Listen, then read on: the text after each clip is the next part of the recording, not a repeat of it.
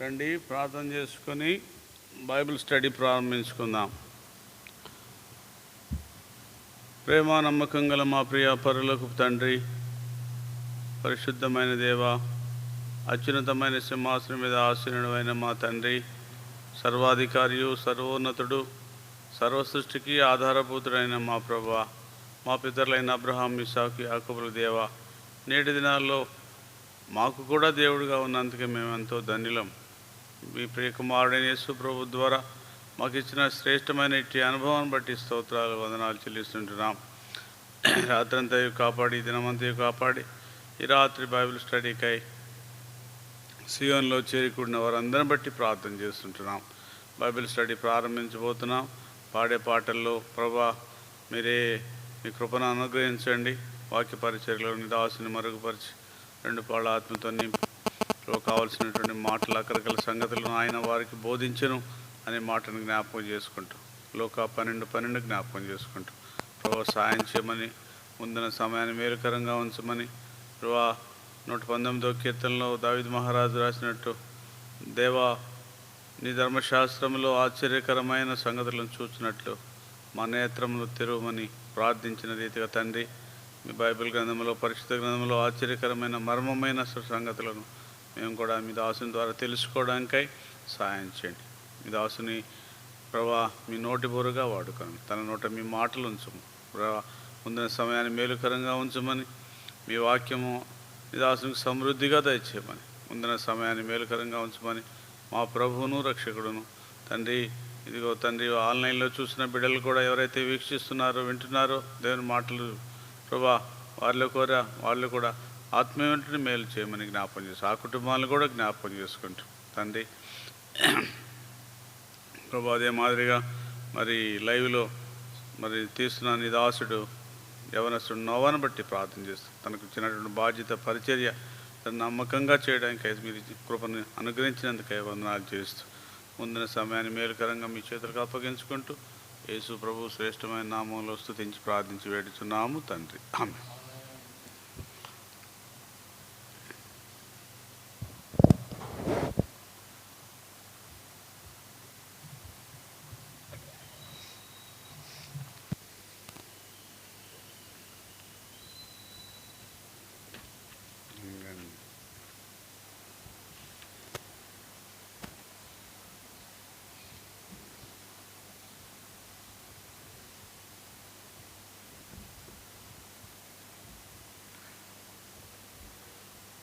నమ్మకమైన నా ప్రభు,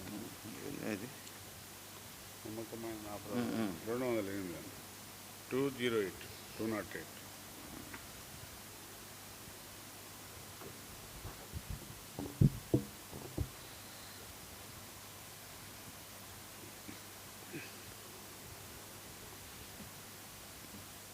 చెప్పండి.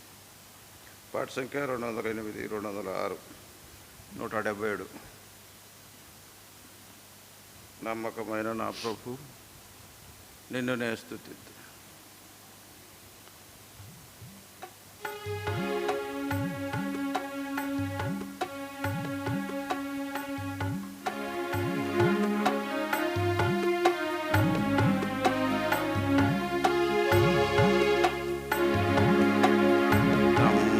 నమ్మకమైన నా ప్రభు, నిన్ను నే స్తుతింతును, నిన్ను నే స్తుతింతును. నమ్మకమైన నా ప్రభు, కరుణతోడ పిల్చియో స్థిరపరచి కాపాడిన, స్థిరపరచి కాపాడిన, కరుణతోడ పిల్చియో స్థిరపరచి కాపాడిన, స్థిరపరచి కాపాడిన, స్థిరపరచిన నా ప్రభు, పొగడినే స్తుతింతును, స్థిరపరచిన మరచిన నా ప్రభును పొగడినే స్తుతింతును.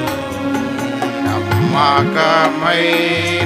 నా ప్రభు ఎన్నోసార్లు నీ కృప విడచియుంటినో ప్రభు విడచియుంటినో ప్రభు ఎన్నోసార్లు నీ కృప విడచియుంటినో ప్రభు విడచియుంటినో ప్రభు మన్నన తోడ నీదరి చేర్చిన క్షమించితివి మన్నన తోడ నీదరి చేర్చిన క్షమించితివి నమ్మకమైన నా ప్రభు నిన్ను నే స్తుతింతును నిన్ను నే స్తుతింతును నమ్మకమైన నా ప్రభు కృంగియుండు వేళలో పైకి లేవనెత్తితివి పైకి లేవనెత్తితివి కృంగియుండు వేళలో పైకి లేవనెత్తితివి పైకి లేవనెత్తితివి. భంగపరచు సైతాను గెలిచి విజయమిచ్చితివి భంగపరచు సైతాను గెలిచి విజయమిచ్చితివి నమ్మకమైన నా ప్రభు నిన్ను నే స్తుతింతును నిన్ను నే స్తుతింతును నమ్మకమైన నా ప్రభు నాకాశ్రయ శైలమై కోటగాని ఉంటివి కోటగాని ఉంటివి నాకాశ్రయ శైలమై కోటగాని ఉంటివి కోటగాని ఉంటివి ప్రాగరంపు ఇంటివై నన్ను దాచి ఉంచితివి ప్రాగరంపు ఇంటివై నన్ను దాచి ఉంచితివి నమ్మకమైన నా ప్రభు నిన్ను నే స్తుతింతును నిన్ను నే స్తుతింతును. నమ్మకమైన నా ప్రభు సత్య సాక్షి వై ఉండే నమ్మదగిన వాడవై నమ్మదగిన వాడవై సత్య సాక్షి వై ఉండే నమ్మదగిన వాడవై నమ్మదగిన వాడవై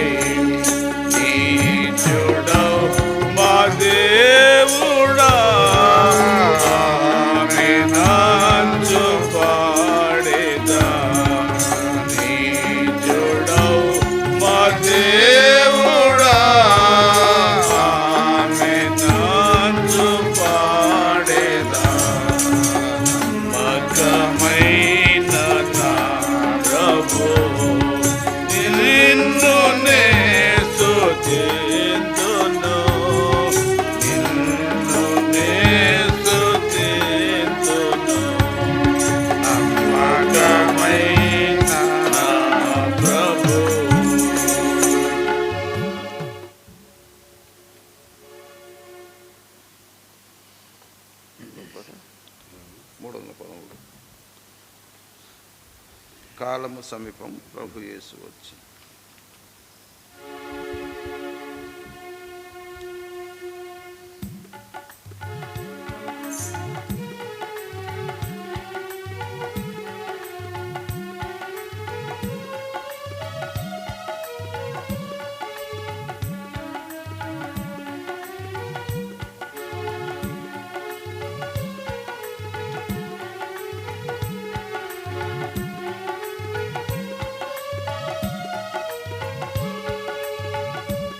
పాట సంఖ్య 313, 310, 270.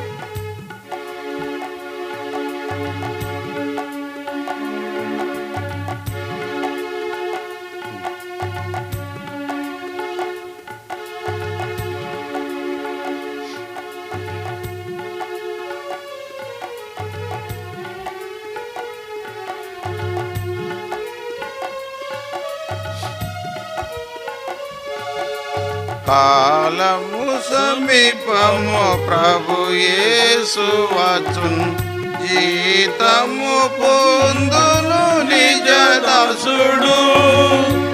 కాలము సమీపము, ప్రభు యేసు వచ్చున్, జీతము పొందును నిజ దాసుడు.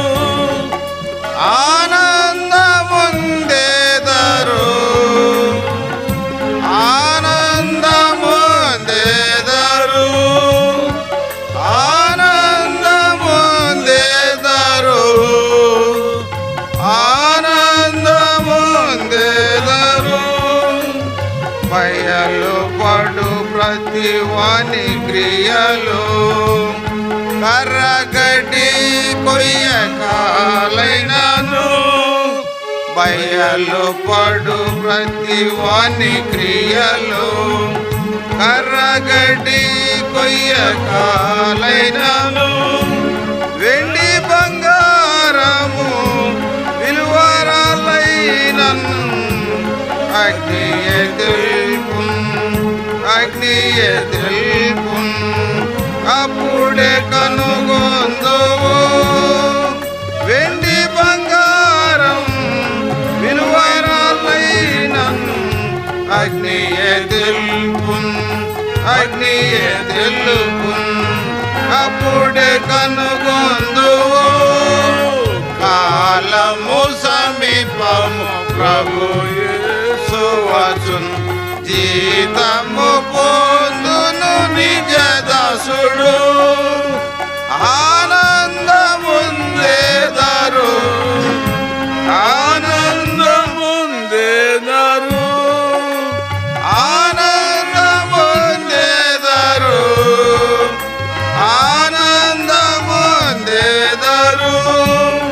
పందెమందు నీకు పాలున్నదా, పొందువాడొక్కడే బహుమతిని. పందెమందు నీకు పాలున్నదా, పొందువాడొక్కడే బహుమతిని.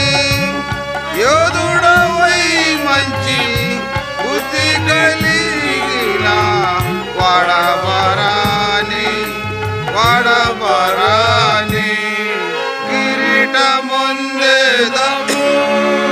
యోధుడవై మంచి బుద్ధిని కలిగిన వాడబరాని, వాడబరాని కిరీటముందెదవు. కాలము సమీపము, ప్రభు యేసు వచ్చున్, జీతము పొందును నిజ దాసుడు. ఆనందముందెదరు, ఆనందముందెదరు, ఆనందముందెదరు, ఆనందముందెదరు. ఆత్మల కొరకై భారమున్నదా, ఫలితమున్నదా నీ సేవలో. ఆత్మల కొరకై భారమున్నదా, ఫలితమున్నదా నీ సేవలో.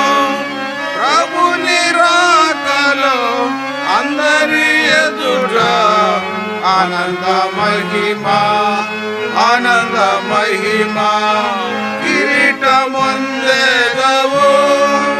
ప్రభుని రాకలో అందరి ఎదుట ఆనంద మహిమా ఆనంద మహిమా కిరీటముందేగవు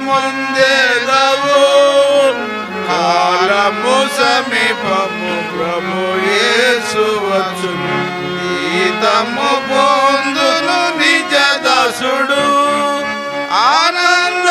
ఆనందముందేదారు ఆనందముందేదారు ఆనందముందేదారు ఆనందముందేదారు సంఘము నడిపే సేవకుడా మందను నడుపుము ప్రేమతోడా సంఘము నడిపే సేవకుడా మందను నడుపుము ప్రేమతోడా ఆలస్యుండై మందను కాచిన మహిమ కిరీటము మహిమ కిరీటము నీవు పొందేదవు ఆదర్శుండవై నీవు మందను కాచిన మహిమ కిరీటము మహిమ కిరీటము నీవు పొందేదవు కాలము సమీపము ప్రభు యేసు వచ్చును జీతము పొందును నిజ దాసుడు ఆనందముందేదారు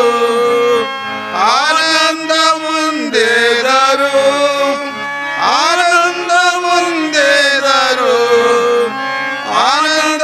ఆనందముందేదారు మంచి పోరాటము పోరాడుము కాపాడుకొను విశ్వాసమును మంచి పోరాటము పోరాడుము కాపాడుకొను విశ్వాసమును తన ప్రత్యక్షత నపేక్షించుము నీతి కిరీటము నీతి కిరీటము నీకివ్వబడును తన ప్రత్యక్షత నపేక్షించుము నీతి కిరీటము నీతి కిరీటము నీకివ్వబడును కాలము సమీపము ప్రభు యేసు వచ్చును జీతము పొందును నిజ దాసుడు ఆనందముందేదారు ఆనందముందేదారు ఆనందముందేదారు ఆనందముందేదారు భక్తిలో బ్రతుకాగోరినచో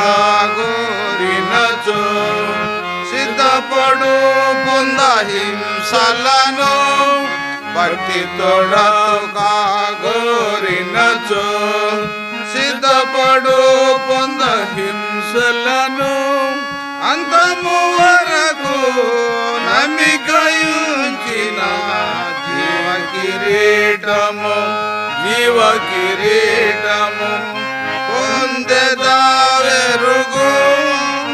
అంతము వరకు నమ్మికయుంచిన జీవ కిరీటము జీవ కిరీటము పొందెదావెరుగు కాలము సమీపము ప్రభు యేసు వచ్చును జీతము పొందును నిజ దాసుడు ఆనందముందేదారు ఆనందముందేదారు ఆనందముందేదారు ఆనందముందేదారు దయచేయు శ్రేష్ఠ దీవెనలు అంగీకరించు నీ ప్రార్థనలు దయచేయు శ్రేష్ఠ దీవెనలు అంగీకరించు నీ ప్రార్థనలు ప్రార్థనయందు మేల్కొనియుండుము. స్వర్ణ కిరీటము స్వర్ణ కిరీటము ధరింపజేయును. ప్రార్థనయందు మేల్కొనియుండుము. స్వర్ణ కిరీటము స్వర్ణ కిరీటము ధరింపజేయును. ప్రార్థనము సమీపము ప్రభు యేసు వచ్చును. జీతము పొందును నిజ దాసుడు. ఆనందముందెదరు ఆనందముందెదరు ఆనందముందెదరు ఆనందముందెదరు. కాలము సమీపము ప్రభు యేసు వచ్చును. జీతము పొందును నిజ దాసుడు.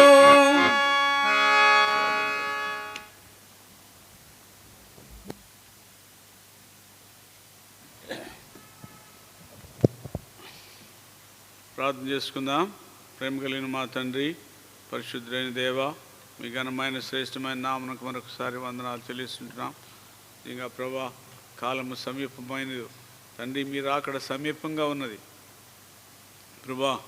నేడో రేపో అర్ధరాత్రి వేళ కోడి కోయికి మునుపో తెల్లవారుజామున మొదటి జామున రెండవ జామున ప్రభా ఎప్పుడైనా వచ్చుటకు సిద్ధంగా ఉన్నవాడు తండ్రి, మీకు స్తోత్రాలు. కృపాకాలంలో ఉంటున్నాం ప్రభు, రాకడ దినాల్లో ఉంటున్నాం. ఇదిగో నేను త్వరగా వచ్చున్నాను, ఆయన త్వరగా వచ్చున్నాడని ప్రకటన గ్రంథంలో మమ్మల్ని హెచ్చరించుట కొరకై అనేక సార్లు ప్రభా 7 సార్లు వ్రాయబడుతూ వచ్చింది తండ్రి. మీరు వచ్చినప్పుడు మేము ఎత్తబడే గుంపులో ప్రభా మీతో పాటు ఆ మధ్యాకాశంలో, ఆ తర్వాత 1000 ఏండ్ల పరిపాలనలో, ఆ తర్వాత యుగాయుగములు పరలోక రాజ్యంలో మీతో పాటు మేము కూడా ఉండడానికై మమ్మల్ని సిద్ధపరచమని జ్ఞాపకం చేసుకుంటాం. మీరు వచ్చినప్పుడు ప్రభా సిద్ధపడిన తండ్రి,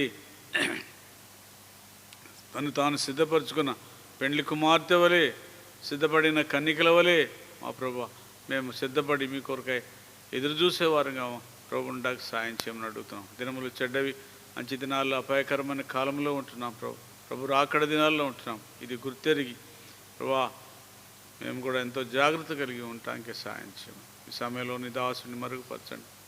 తన నోట మీ మాట ఉంచమని, అకరకల సంగతులు మాతో బోధించమని, ముందున్న సమయాన్ని మేలుకరంగా ఉంచమని, ఆన్లైన్లో చూసిన బిడ్డలను కనికరించి వారిని కూడా జ్ఞాపకం చేసుకోమని, వారికి జీవితాల్లో మేలైన కార్యం చేయమని, వారిని కూడా హెచ్చరించమని, సిద్ధపరచమని, నీవు సిద్ధపడము, నీ చుట్టుపక్క ఉన్న వారిని సిద్ధపరచమని మాటను మాకు కూడా ప్రభా అనుమతింపజేస్తూ రావాల్సిందిగా ప్రార్థన చేస్తూ ముందున్న సమయాన్ని మీ చేతులుగా అప్పగించుకుంటూ నీ దాసుని మీ 2 పడాత్మతో నింపి మీ శిలువ చాటును మరుగుపరిచి మనకై కొన్ని మాటలు తీసుకురామని యేసు ప్రభు పరిశుద్ధమైన నామంలో స్తుతించి ప్రార్థించి వేడుతున్నాము తండ్రి, ఆమేన్.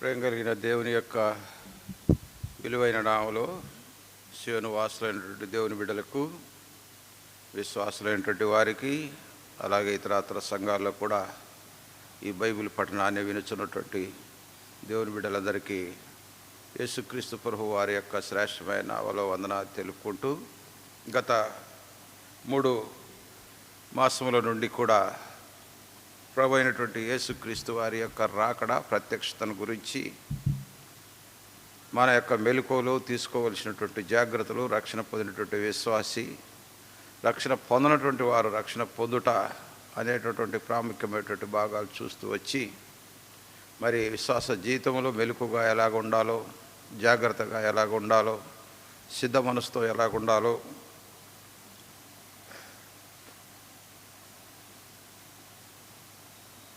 స్థిరమైనటువంటి బుద్ధితో ఎలాగ ఉండాలో అవన్నీ కూడా మోసపోవద్దని, మరి అబద్ధ ప్రవక్తల గురించి, అబద్ధ దినాల గురించి, అలాగే మరి అబద్ధపు లెక్కల అంచనాల గురించి కూడా చూస్తూ వచ్చాం.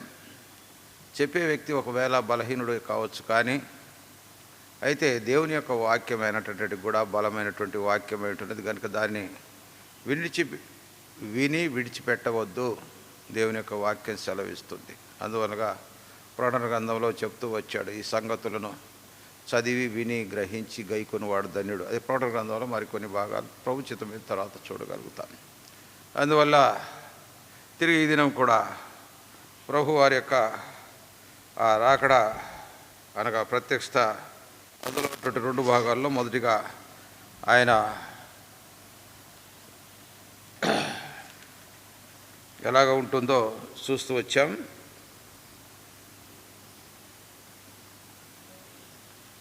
మత్తయి సువార్త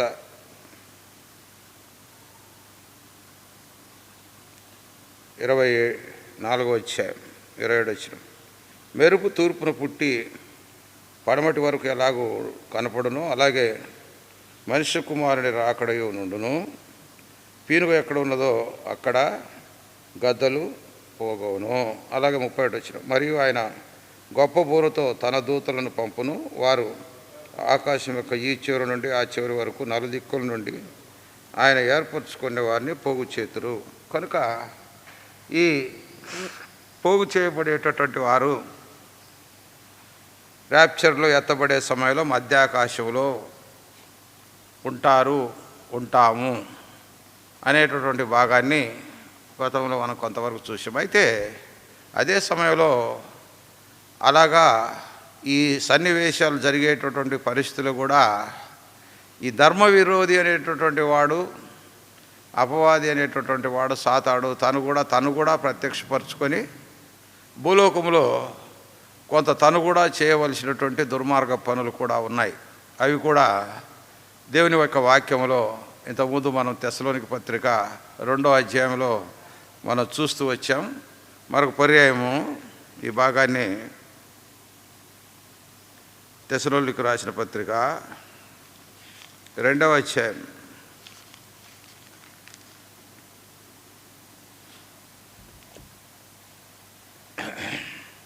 సహోదరులారా, ప్రభుదినం ఇప్పుడే వచ్చి ఉన్నట్టుగా ఆత్మ వలనైనను మాట వలనైనను మా ఇద్దరి నుండి వచ్చిందని చెప్పిన పత్రిక వలనైనను ఎవడైనను చెప్పిన ఎడల. 2వ వచనం. మీరు త్వరపడి చంచల మనస్కులు కాకుండా వలననియు బెదరకుండా వలననియు మన ప్రభు అయిన యేసుక్రీస్తు రాకడను బట్టి మనము ఆయన యొద్ద కూడుకొనుటను బట్టి మిమ్మల్ని వేడుకొనుచున్నాము. ఇక్కడ ఒక సత్యాన్ని గమనించాలి. ఏంటంటే ఈ మొదటి అధ్యాయం మొదటి తెస్సలోనికీయులకు రాసిన పత్రిక 4వ అధ్యాయంలో మనం చూసాం. ఏంటంటే 13వ వచనంలో నిరీక్షణ లేని ఇతరుల వలె ఉండకుండా ఉండే నిమిత్తము నేను మీకు ఈ సంగతులు రాయిస్తున్నాను. ఆర్భాటముతో ప్రధాన దూత శబ్దం ఊదినప్పుడు క్రీస్తునందు మృతులైనటువంటి వారు మొట్టమొదటి లేతురు. ఆ మీదట సజీవులమైనటువంటి మనం కూడా ఏమవుతామంటే చెప్పండి, నిద్ర వెంటబెట్టుకొని వచ్చును. మేము ప్రభు మాటను పెట్టి మీతో చెప్పుందే కదా, ప్రభువు రాకడ వరకు సజీవమై నిలిచిండు. మనము నిద్రించిన వారి కంటే ముందుగా ఆయన సన్నిధిని చేరము. ఆర్భాటంతో ప్రధాన దూత శబ్దంతోనూ దేవుని బూరతోనూ పరలోకం నుండి ప్రభు దిగి వచ్చును.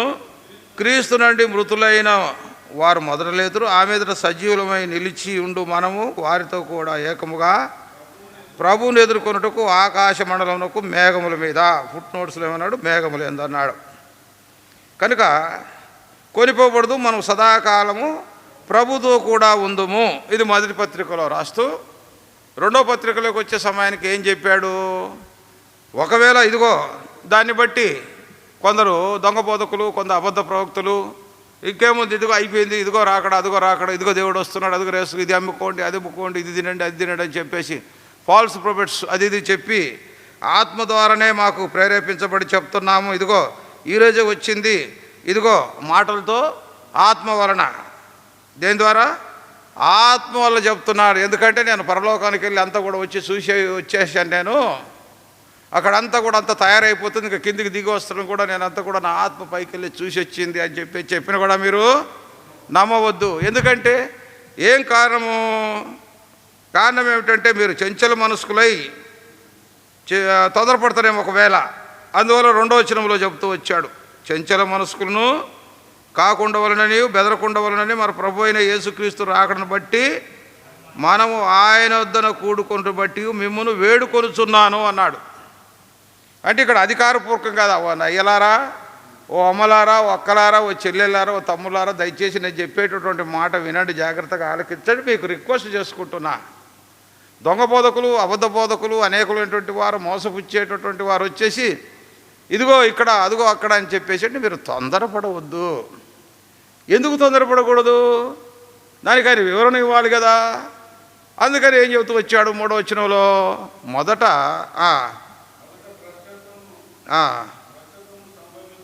భ్రష్టత్వం సంభవించి పాప పురుషుడు బయలుపడితేనే కానీ ఆ దినం రాదు. కనుక ఇప్పుడు పాప పురుషుడు బయలుపడాలి. ఏది దేవుడని పూజించబడునో అదంతా వరుసగా చెప్తూ వచ్చాడు. త్వరగా చదవండి. అనబడునో, ఏది పూజింపబడునో దాని అంతటిని ఎదిరించుచు, దానికంతటి పైగా వాడు తన్ను తానే హెచ్చించుకొనుచు, తాను దేవుడనని తన్ను కనపరుచుకొనుచు దేవుని ఆలయంలో కూర్చుండును. కనుక ఎక్కడ కూర్చుంటాడంట వాడు? దేవుని ఆలయంలో కూర్చుంటాడంట. నేనే దేవుడను, ఇదిగో నన్నే పూజించండి, నాకే మొక్కండి. ఓసారి అదే ఒక ఇంగ్లీష్ మ్యాగజైన్లో ఓ భక్తుడు ఒక విషయాన్ని చెప్తూ వచ్చాడు. ఒక కేథడ్రల్ పాస్టర్ ప్రార్థన చేస్తూ ఉంటే ఆ పాస్టర్కి ప్రత్యక్షమయ్యాడట. తెల్లటి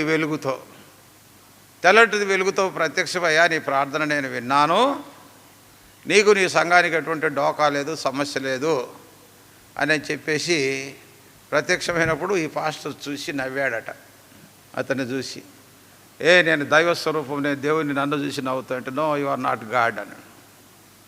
because you have no stamp, you are having stamp. ఏంది నీకు ఉండేటటువంటి స్టాంప్? నీకు ఉండేటటువంటి ముద్ర ఏమిటి? అపవాది యొక్క ముద్ర. కనుక అపవాది యొక్క అనుచరుడు, నువ్వు దేవుని యొక్క ప్రతినిధి కాదు, నువ్వు దేవుడు కాదు, దేవుని దూతను కాదు. కనుక అనేకమైనటువంటి మోసపరిచేటటువంటి, కలవపరిచేటటువంటి, భ్రమపరిచేటటువంటి ఆత్మలు ఉన్నాయి. అటువంటి నిషిద్ధమైనటువంటి వస్తువు అనేటటువంటిది దేవుని పరిశుద్ధ స్థలంలో కూడా కూర్చొని నేనే దేవుడిని చెప్పేసి పరిపాలించి విశ్వాసులను నష్టపరిచి కష్టపెట్టి అనేకమైనటువంటి మోసంతో, కుయుక్తులతో, టక్కర్తో, అనేకమైనటువంటి తనకున్నటువంటి జ్ఞానం చొప్పున, తనకున్నటువంటి లౌకిక విధానాన్ని బట్టి, లోక పద్ధతులను బట్టి, లోకమంతా కూడా తన గ్రిప్పులోకి తీసుకొని ఏ విధంగా మోసం చేయాలనేటటువంటి స్కెచ్ అనేటటువంటిది ప్రగతి స్కెచ్. ఆ స్కెచ్ చేసి దాంట్లో ఎట్లా సక్సీడ్ కావాలనేటువంటి ఆలోచన చాలా వరకు సక్సీడ్ అయినట్టుగానే భ్రమపరిచి విశ్వాసులు కూడా కలవపెట్టేటటువంటి సమస్యలు అనేటటువంటి లేకుండా పోలేదు. అందువల్ల జాగ్రత్త అంటాడు. కనుక చదవండి. మోసపరచనీయకుడి, ఇంకనూ మీ యొద్ద ఉన్నప్పుడు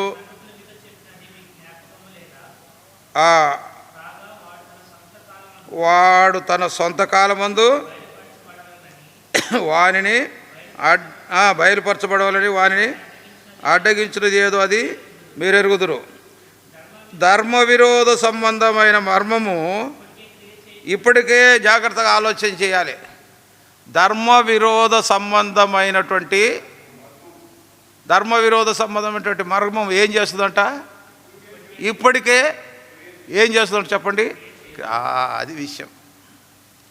ధర్మ విరోధుడు అనేటటువంటి వాని బోర్డేమో వాడు ధర్మాత్ముడు అనే ఉంటుంది, లోపల ఏముంటుందంటే విరోధం అనేటటువంటిది ఉంటుంది. ఆ ధర్మం అనేటటువంటిది ధర్మ ప్రకారం నడుచుకోవాలరా బాబు, క్రమం ప్రకారం నడుచుకోవాలరా బాబు, క్రమశిక్షణ ప్రకారం నడుచుకోవాలరా బాబు అని చెప్తూనే ఉంటాడు. అది ఎక్స్టర్నల్ వర్డ్. ఇంటర్నల్లో విరోధమైనటువంటిది. చేసేదొకటి, చెప్పేదొకటి, మనసులో ఉండేదొకటి, భావన ఒకటి, క్రియారూపంగా జరిగించేది మరొకటి అన్నమాట. కనుక అది క్రియ ఆల్రెడీ, ఆ క్రియ అనేటటువంటి ఎలాగుందంట? జరుగుతుందట. క్రియ జరుగుతుంది కనుక ఇది వరకు అడ్డగించున్నవాడు అడ్డగించును,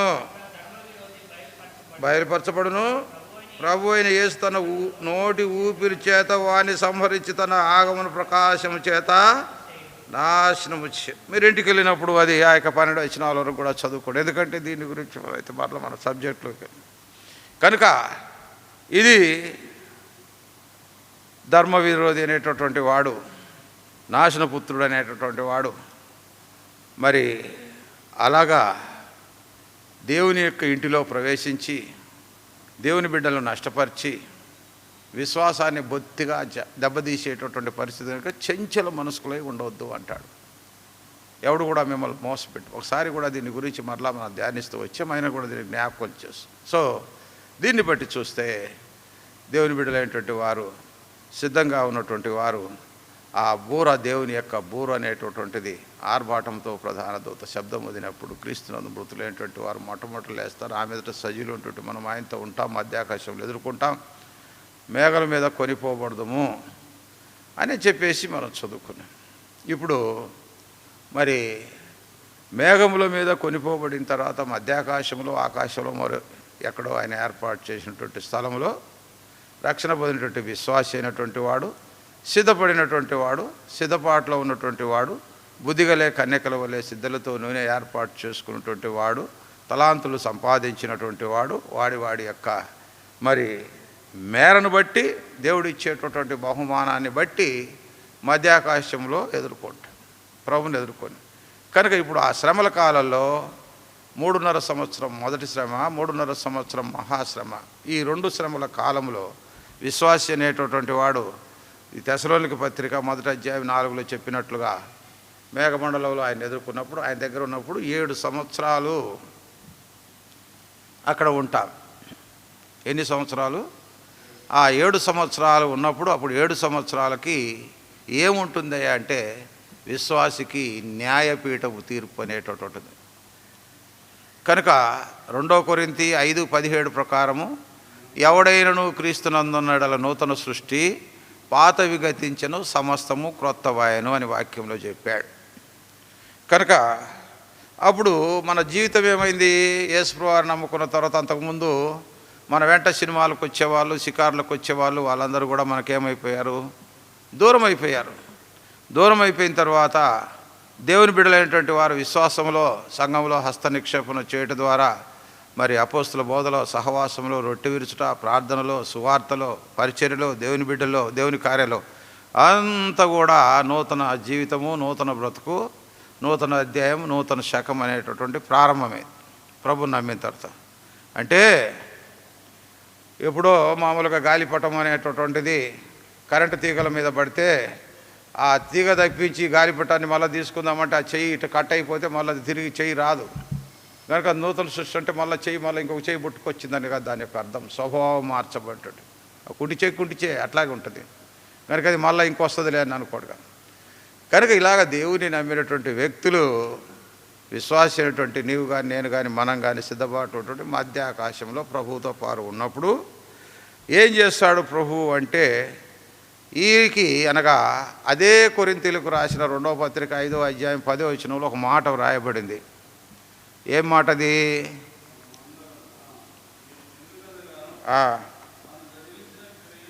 తాను జరిగించిన క్రియలు మంచివైనా సరే, చెడ్డవైనా సరే, ప్రతివాడును పొందినట్లు మనమందరము క్రీస్తు న్యాయపీఠం ఎదుట, కనుక దానినే ఏమన్నామంటే న్యాయపీఠపు తీర్పు అన్నాం. కనుక విశ్వాసులు అనేటువంటి మనము, ప్రభు బిడ్డలైనటువంటి మనము, రక్షణ పొందినటువంటి మనకు కూడా డీటెయిల్ జడ్జిమెంట్, దాన్ని కూలంకషంగా, రహస్యంగా, అంధకారంగా, మోసయుక్తంగా ఏమేమి చేశావు అనేటటువంటి అన్నీ కూడా ఆ రోజు అన్నీ కూడా ఆ 7 సంవత్సరాలు వెలుగులోకి వచ్చేస్తాయి. ఏ ఒక్కడి కూడా మరుగు ఉండవు. కొందరు విశ్వాసులు భార్యలకు తెలియకుండానే భర్తలు చేసే పనులు కొన్ని ఉంటాయి. కొన్ని భర్తలకు తెలియకుండా భార్యలకు తెలియకుండా భర్తలు చేసే కొన్ని కుటుంబాలు దర్శించడానికి వెళ్ళినప్పుడు మీకేం తెలుసన్నా, వాళ్ళ ఇంటి వారికి, వాళ్ళ తమ్ముళ్ళకు, వాళ్ళకైతే లక్షల రూపాయలను ఖర్చు పెడతారు. కానీ మా చెల్లెలు కానీ, మా ఆడపడుచులు కానీ వస్తే కనీసం ఒక 500 రూపాయలు చీర పెట్టేసరికి ముఖమంతా కూడా 74 వంకలు పోతాయి. మీ దగ్గరికి వచ్చి ప్రభువా నన్ను ప్రేమించావు, రక్షించావు, మీకు స్తోత్రాలు, మీకు వందనాలు, నన్ను నా కుటుంబాన్ని దీవించి ఆశీర్వదించావు. ఏం ఆశీర్వాదం? ఆయన బుద్ధి అంటాడు. ఆ?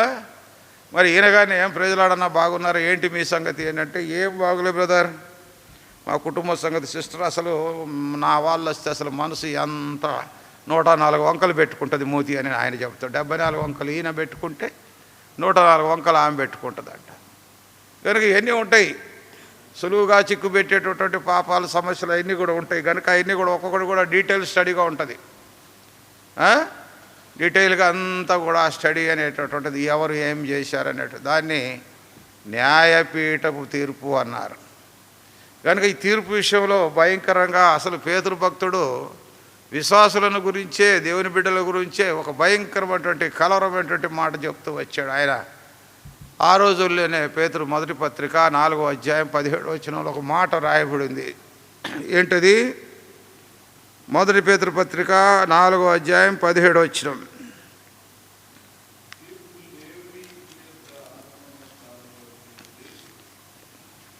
అంతే.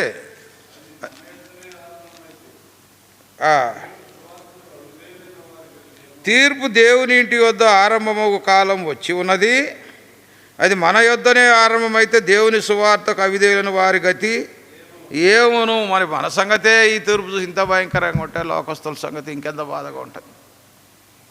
కనుక అందుకే ఆ పాట కూడా మనం ఇందాక పాడలేకపోయాం. ఎందుకంటే న్యాయపీఠము నీ ముందు ఉన్నది, ధ్యానించి చూడు కూర్చున్నది ఎవరో, ఆ పాట కూడా ఉంది. కనుక న్యాయపీఠపు తీర్పు అనేటటువంటిది మనకి ఇక్కడ ఉంది అనేటటువంటి విషయము ఎరిగినటువంటి వారం.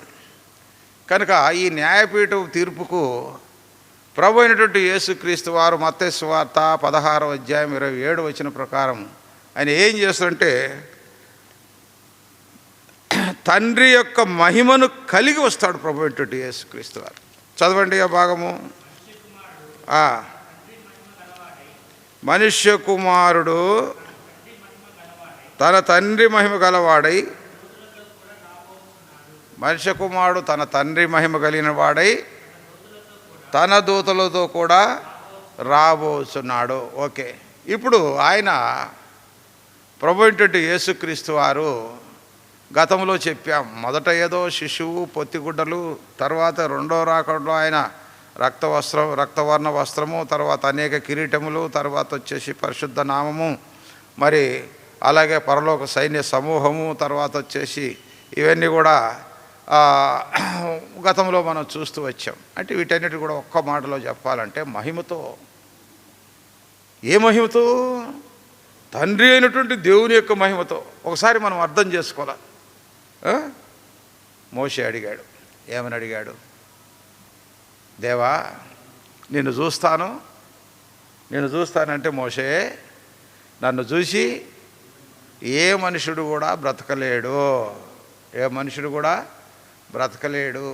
అందువల్ల ఏం చేస్తానంటే, నేను వెళ్ళే సమయంలో నా చేయిని అడ్డపెట్టుతాను, నా వీపు మాత్రం చూడగలుగుతాను. సర్లే చిత్తం ప్రభు అలాగే అన్నాడు. అప్పుడు మోషే చూసినప్పుడు ఎలాగ కనిపించాడు ఆయన? ఉంది అక్కడ, చదువుతారా? నిర్గమకాండంలో ఉంటుంది మనకు బహుశా. సరే, నిదానంగా వెతకండి. చక్కగా నీలిమయంతో ఆ మహామహిమను వారు ఆ భాగం వెనక భాగం చూసేసరికి ఎంతో సంతోషపడ్డారు. కనుక రేపు తండ్రి మహిమతో వస్తున్నామంటే ఇక్కడ మనం అర్థం చేసుకోవాలి. తండ్రి మహిమతో కూడా వస్తున్నారంటే మనం కూడా ఆయన్ను తండ్రి మహిమతో వచ్చేటటువంటి దేవుని చూడాలంటే మహిమ శరీరం కలిగినటువంటి వారంగా ఉండాలి. అంతేగా? సంపూర్ణమైనటువంటి సూర్యగ్రహణమో చంద్రగ్రహణం వస్తుందంటే అబ్బాయిలో ఎవరు కూడా చూడడానికి వీలేదు, కళ్ళు పోతాయి. మీరు చూడాలనుకుంటే ఏదో ఉంటాయి, లెన్స్ ఉంటాయి, చూశారు, అవి పెట్టుకొని చూడండి అంటే చూసినా కూడా వాళ్ళ కళ్ళు పోయినాయని చెప్పేసి అప్పుడు పేపర్లు వేశారు. కనుక 100,000,000 రవి తేజస్సుల కంటే కూడా ఈ నీతి సూర్యుడు అక్కడ ప్రత్యక్షమైనప్పుడు ఇంకా ఎంత మహిమ ఉంటుంది, ఎంత గ్లోరీ ఉంటుంది, ఎంత ప్రభావం ఉంటుంది. కనుక అప్పుడు ఆయనతో మధ్యాకాశంలో ఉండాలంటే మహిమ శరీరంగా అక్కడ ప్రత్యక్షపరచబడాలి అనేటటువంటి సత్యం. కనుక మహిమతో వస్తాడు. ఏ మహిమతో? దేవుని యొక్క మహిమతో వస్తాడు. తండ్రి అయినటువంటి దేవుని యొక్క మహిమతో వచ్చినప్పుడు మరి వస్తున్నాడంటే ఎందుకు వస్తున్నాడు? అక్కడికి జీతం ఇచ్చేదానికి వస్తున్నాడు. ఎందుకని? విశ్వాసులకు అక్కడ శాలరీ ఇస్తాడు. ఇప్పుడు మనం లెక్కలు వేసుకున్నట్టు పే డిఏ హెచ్ఆర్ఏ తర్వాత ఏమైనా పే ఫిక్సేషన్లో మనకైనా బెనిఫిట్స్ ఉన్నాయా, అది ఇది కాదని చెప్పేసి తన క్రియలను బట్టి. ప్రకటన గ్రంథం 22వ అధ్యాయం 12 వచ్చినాం కదా, మీరు చదివేది చదువు. ప్రకటన 22:12. సరే, ఇక్కడ కూడా ఉంది, అది కూడా చదువు, ఏం పర్వాలే. ఇదిగో త్వరగా వచ్చుచున్నాను, వాని వాని క్రియల చొప్పున ప్రతి వానికి ఇచ్చుటకు నేను సిద్ధపరిచిన జీతం నా యొద్ద ఉన్నది. అందుకే యేసుప్రభువు వారు కూడా ఈ లోకంలో ఉన్నప్పుడు మినాల గురించి కూడా 10 తలాంతులు, 5 తలాంతులు, 2 తలాంతులు, 1 తలాంతు, వీటి గురించి కూడా వారి వారి సామర్థ్యాన్ని బట్టి. ఎందుకంటే దీంట్లో పెద్దవాడని లేదు, పేదవాడని లేదు. కారులో వెళ్ళి సువార్త చేయగలిగినటువంటి ఉంటాడు, వ్యాన్లో వెళ్ళి సువార్త చేయగలిగినటువంటి వాడు, సైకిల్ రిక్షా కట్టుకొని మైక్ చేత పట్టుకొని కింద పడుతూ మీద పడుతూ బురదలో లేచి ఏదో 4-5 ఇళ్ళు దర్శించి కేకలేసి సువార్త చేసేటటువంటి వాడు ఉంటాడు. వ్యాన్లో నీటుగా కూర్చొని నేను 2 విలేజెస్ మొత్తం కవర్ చేసి వచ్చాడనంటే ఈడ సైకిల్ కట్టుకొని కష్టపడి బురదలో అంతా కూడా దుమ్ముదూలి కొట్టుకున్నాడు కంటే ఆ వ్యాన్లో చేసినటువంటి వాడు గొప్పవాడని కాదు దాని యొక్క అర్థం.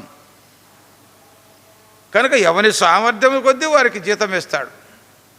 ఎవడు కష్టపడినటువంటి విధానాన్ని బట్టి నేను ఇచ్చేటటువంటి జీతం నా యొద్ద ఉంది అని అంటాడు. అందువల్ల ఇది ఏదో మనం కూడా మామూలుగా ఒక రికగ్నైజ్డ్ పర్సన్గా ఉంటే దానివల్ల మనకు ఫలితం రాదు. ఎందుకంటే అనుకోవచ్చు, నేను కూడా ఒక సంఘంలో ఒక పెద్ద మనిషినే కనుక నేను వాళ్ళకు డబ్బులు సాయం చేశాను, వీళ్ళకు డబ్బులు సాయం చేశాను, లేకపోతే నేను వాళ్ళకు ఆరాధన వర్తమానం ఇప్పించాను, లేకపోతే వాళ్ళకు బల వర్తమానం ఇప్పించాను, అవసరమైతే నేను కూడా ఫలానా సంఘంలో ఇదిగో ఫలానోళ్ళకు ఫలానా చోట వాక్యం చెప్పే ఛాన్స్ ఇవ్వమని చెప్పాను, ఫలానోళ్ళకి ఇదిగో ప్రార్థన చేయమనే ఛాన్స్ కూడా నేను చెప్పానంటే దాంట్లో బహుమానాలు రావు, నీ రికమెండేషన్స్ రావు. ఒకవేళ అటువంటిదే కనుక ఉంటే నేను సిఫార్సు చేస్తాను, యేసుప్రభువు వారికి డైరెక్ట్గా చెప్తానని అంటాడు. నువ్వు సిఫార్సు చేయడం సంగతి ఏంటి? అసలు నీ పేరు ఉందో లేదో ముందు నువ్వు చూసుకోవాలి, ఎత్తపడతావో లేదో గమనించుకోవాలి. ఎందుకంటే ఈ టక్కరి మోసం అనేటటువంటి లోకంలో జరుగుతుంది, కానీ ఆయన దగ్గర చల్లదనమాట, నవ్వుతాడు. కనుక అందువలనే బయలుపడు వాని ప్రతివాని క్రియలు అంటాడు. బయలుపడతాయంట ప్రతివాని క్రియలు అంట. అందువల్ల జీతం ఇచ్చేదానికి వస్తానని చెప్పేసాను. దేనికి వస్తున్నాడు చెప్పండి? జీతం ఇచ్చేదానికోసం వస్తాడు. ఇప్పుడు ఇందులో భూప్రపంచంలో దీంట్లో ఒకటి గమనించాలి. ఈ న్యాయపీఠం తీర్పులో ఎవరు ఉండరు? రక్షణ పొందనటువంటి పాపులు ఉండరు. వాళ్ళు ధవళ సింహాసనం తీర్పులో ఉంటారు. ఎందుకంటే మనకు అనగా కీర్తనలు 1వ అధ్యాయంలో ఏమంటారు? 5వ వచనంలో అదే చూడు, దుష్టుల ఆలోచన చొప్పున నడవక, పాపుల మార్గం నిలవక, అపహాసకులు కూర్చుండు చోట కూర్చుండక, యెహోవా ధర్మశాస్త్రం నందు ఆనందించుచు దివారాత్రం దాని ధ్యానించువాడు ధన్యుడు. అతడు నీటి కాలువ ఎవరన్నా నాటబడిన వాడై ఆకు వాడక తన కాలమందు ఫలమిచ్చు చెట్టు వలె ఉండును, చేయనిదంతయు సఫలమగును అని చెప్తూ ఇప్పుడేమన్నాడు? దుష్టుడు అలాగును నుండక గాలి చెదరగొట్టు పొట్టు వలె నుండును. కాబట్టి 1వ అధ్యాయం 5వ వచనం కదన్నది. న్యాయ విమర్శలో న్యాయ విమర్శలు ఎవరు ఉండరంట? నీతిమంతుల సభలో అయ్యా గట్టి, నీతిమంతుల సభలో పాపులు నిలవరు. కనుక ఇక్కడ ఈ న్యాయపీఠపు తీర్పులో వాళ్లకు స్థానము లేదు. కనుక కేవలం విశ్వాసులైనటువంటి వారు, ప్రభుబిడ్డలైనటువంటి వారే విమర్శించబడేటటువంటి స్థలం. అది కూడా మామూలుగా కూడా కాదు, ఆషామాషిగా కాదు, డొంక తిరుగుడు వ్యవహారంగా కాదు, మోసయుక్తమైనటువంటి ఆలోచనలో జీవించేటటువంటి విశ్వాసాన్ని బట్టి కాదు. ఆయన్ని అంతర్గతంలో అంధకారంలో ఉన్నటువంటి మనసులో ఉన్నటువంటి మర్మాలన్నీ కూడా బయటకు తీసుకొని వస్తాడు. బయట తీసుకొని వచ్చేసినప్పుడు అవన్నీ కూడా రుజువులు అనేటటువంటి ఒక్కొక్కటి అయినప్పుడు ఏమవుతుందంటే, మనం చేసినటువంటి పరిచర్య అంతా కూడా, కష్టపడేటువంటి పని అంతా కూడా ఏమవుతుందంటే అగ్నితో కాల్చివేయబడుతుంది. ఆ అగ్నితో కాల్చివేయబడేటువంటి సందర్భంలో మన పరిచర్య నిలుస్తుందా లేదా అనేటటువంటి దానికి కూడా అపోస్తున్నటువంటి పౌలు భక్తుడు ఆనాడు కొరింథీ పత్రిక రాశాడు. అయితే అంతకుముందే ఏం చెబుతూ వచ్చాడంటే అసలు ఇతరుల సంగతి కాదుగా, తన సంగతే తాను చెబుతూ వచ్చాడు పౌలు భక్తుడు. కొరింథీలకు రాసిన 1 కొరింథీ పత్రిక 4వ అధ్యాయం 17వ వచనం అనుకుంటా బహుశా. ఏమంటాడు అక్కడ? 17 క్షమించండి, 4వ అధ్యాయం 5వ వచనం. 1 కొరింథీ పత్రిక 4వ అధ్యాయం 5వ వచనం. సమయం రాకముందు ప్రభు వచ్చు వరకు ప్రభు వచ్చు వరకు తీర్చకుడి, అంధకారమందలి రహస్యములను వెలుగులోనికి తెచ్చి హృదయములోని ఆలోచనలను బయలుపరచినప్పుడు ప్రతివానికి మెప్పు. అయ్యా ఎన్నో అధ్యాయం చదువుతున్నాను? 4. అక్కడ నాలో నాకు ఏ లోపము అనే మాట రాలేదా? నన్ను విమర్శించేవాడు దేవుడేని. ఎన్నో వచ్చిన అది కొంచెం పైన అన్నమాట, అది క్షమించు. నా యందు నాకు ఏ దోషము కానరాదు, అయినను నీతిమంతుడుగా ఎంచబడను. చూడండి చక్కటి భాగము.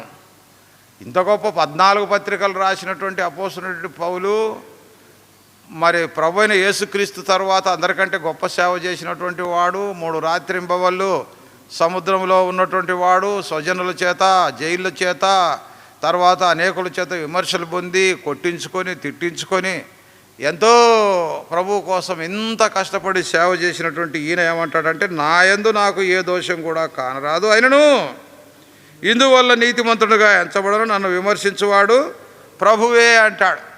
కనుక నేను కూడా న్యాయపీఠం తీర్పులోనికి వస్తానంటాడు. బహుమానం పొందాలి అంటే ఈ యొక్క తీర్పులు అనేటటువంటి న్యాయపీఠం తీర్పులు కూడా చాలా కష్టమైనటువంటి తీర్పులు అని చెప్పక తప్పదు. కనుక ఏదో ఆషామాషిగా రక్షణ అంటే ఉచితంగా మీరు విశ్వాసం ద్వారా కృపచేత రక్షణ పొందారు, ఇది మీ వల్ల కాదు, దేవుని వరం అంటే ఏదో సరిపోయింది. కానీ బహుమానం అనేటటువంటిది, విశ్వాసి వేరు, పరిశుద్ధుడు వేరు, క్రైస్తవుడు వేరు. కనుక అందరూ కూడా అందరూ క్రిస్టియన్, ఇండియన్ క్రిస్టియన్, ఆ క్రిస్టియన్ ఈ క్రిస్టియన్ అని పేరు పెట్టుకున్నంత మాత్రం క్రిస్టియన్ కాదు. క్రొత్త నిబంధనలో క్రిస్టియన్ అనేటువంటి పదం ఎన్ని పర్యాయాలు వచ్చింది చెప్పండి? పరిశుద్ధులని దాదాపు 200 పర్యాయాలు, తర్వాత క్రైస్తవుడు మరి విశ్వాసి అని చెప్పేసి అనేక పర్యాయాలు వచ్చింది. కానీ క్రైస్తవుడు అనేటటువంటి మాట 3 పర్యాయాలు వచ్చేసింది.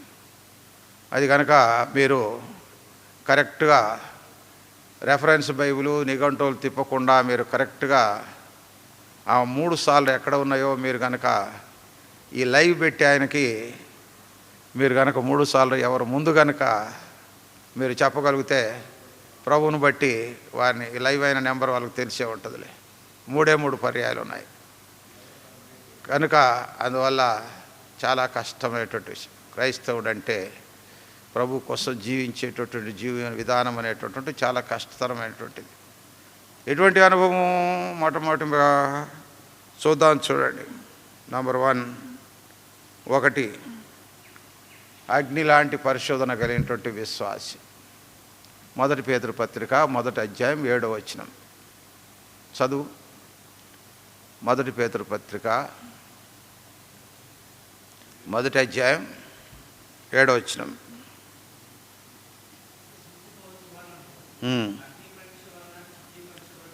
అగ్ని పరీక్ష వలన శుద్ధపరచబడుచున్నది. కనుక విశ్వాస జీవితంలో అగ్ని పరీక్ష అనేటటువంటిది లేకపోతే నువ్వు సరైనటువంటి విశ్వాసవే కాదు. కనుక మనం నమ్ముకున్నటువంటి దేవుడు గొప్పవాడైనప్పుడు అనేక సమయ సందర్భాల్లో ఎంతో మనకు అగ్ని పరీక్షలు అనేటటువంటి పెట్టేవాడుగా ఉంటున్నాడు. ఆ పరీక్షకు నిలిపించే తగినటువంటి మెప్పు, తగినటువంటి కిరీటం, తగినటువంటి బహుమానం ఆయన దయచేసేటటువంటి వాడు అవసరం. కనుక అందువల్ల విశ్వాస జీవితంలో ఎవరికి ఎంతవరకు పెట్టాలో అంతవరకు పెడతాడు. అదే సమయంలో అగ్ని పరీక్ష అనేటటువంటి పెడతాడు. ఆ సమయంలో ప్రభువా మాకే ఎందుకు వచ్చింది ఇంత అగ్ని పరీక్ష అంటే అనకూడదు. ఎందుకు అగ్ని పరీక్ష పెడుతున్నాడంటే ఆయన కేవలం ఆ యొక్క న్యాయపీఠ తీర్పులో నీకు బహుమానం ఇచ్చే నిమిత్తమే అగ్ని పరీక్ష పెడుతున్నాడు. రెండవది కన్నీటితో కూడినటువంటి విశ్వాస జీవితం. ఎలాంటి జీవితం అట? కన్నీటితో కూడినటువంటి విశ్వాస జీవితం. అందుకే 56వ కీర్తన 8వ వచనంలో ఒక మాట అంటాడు, దయచేసి చదవండి.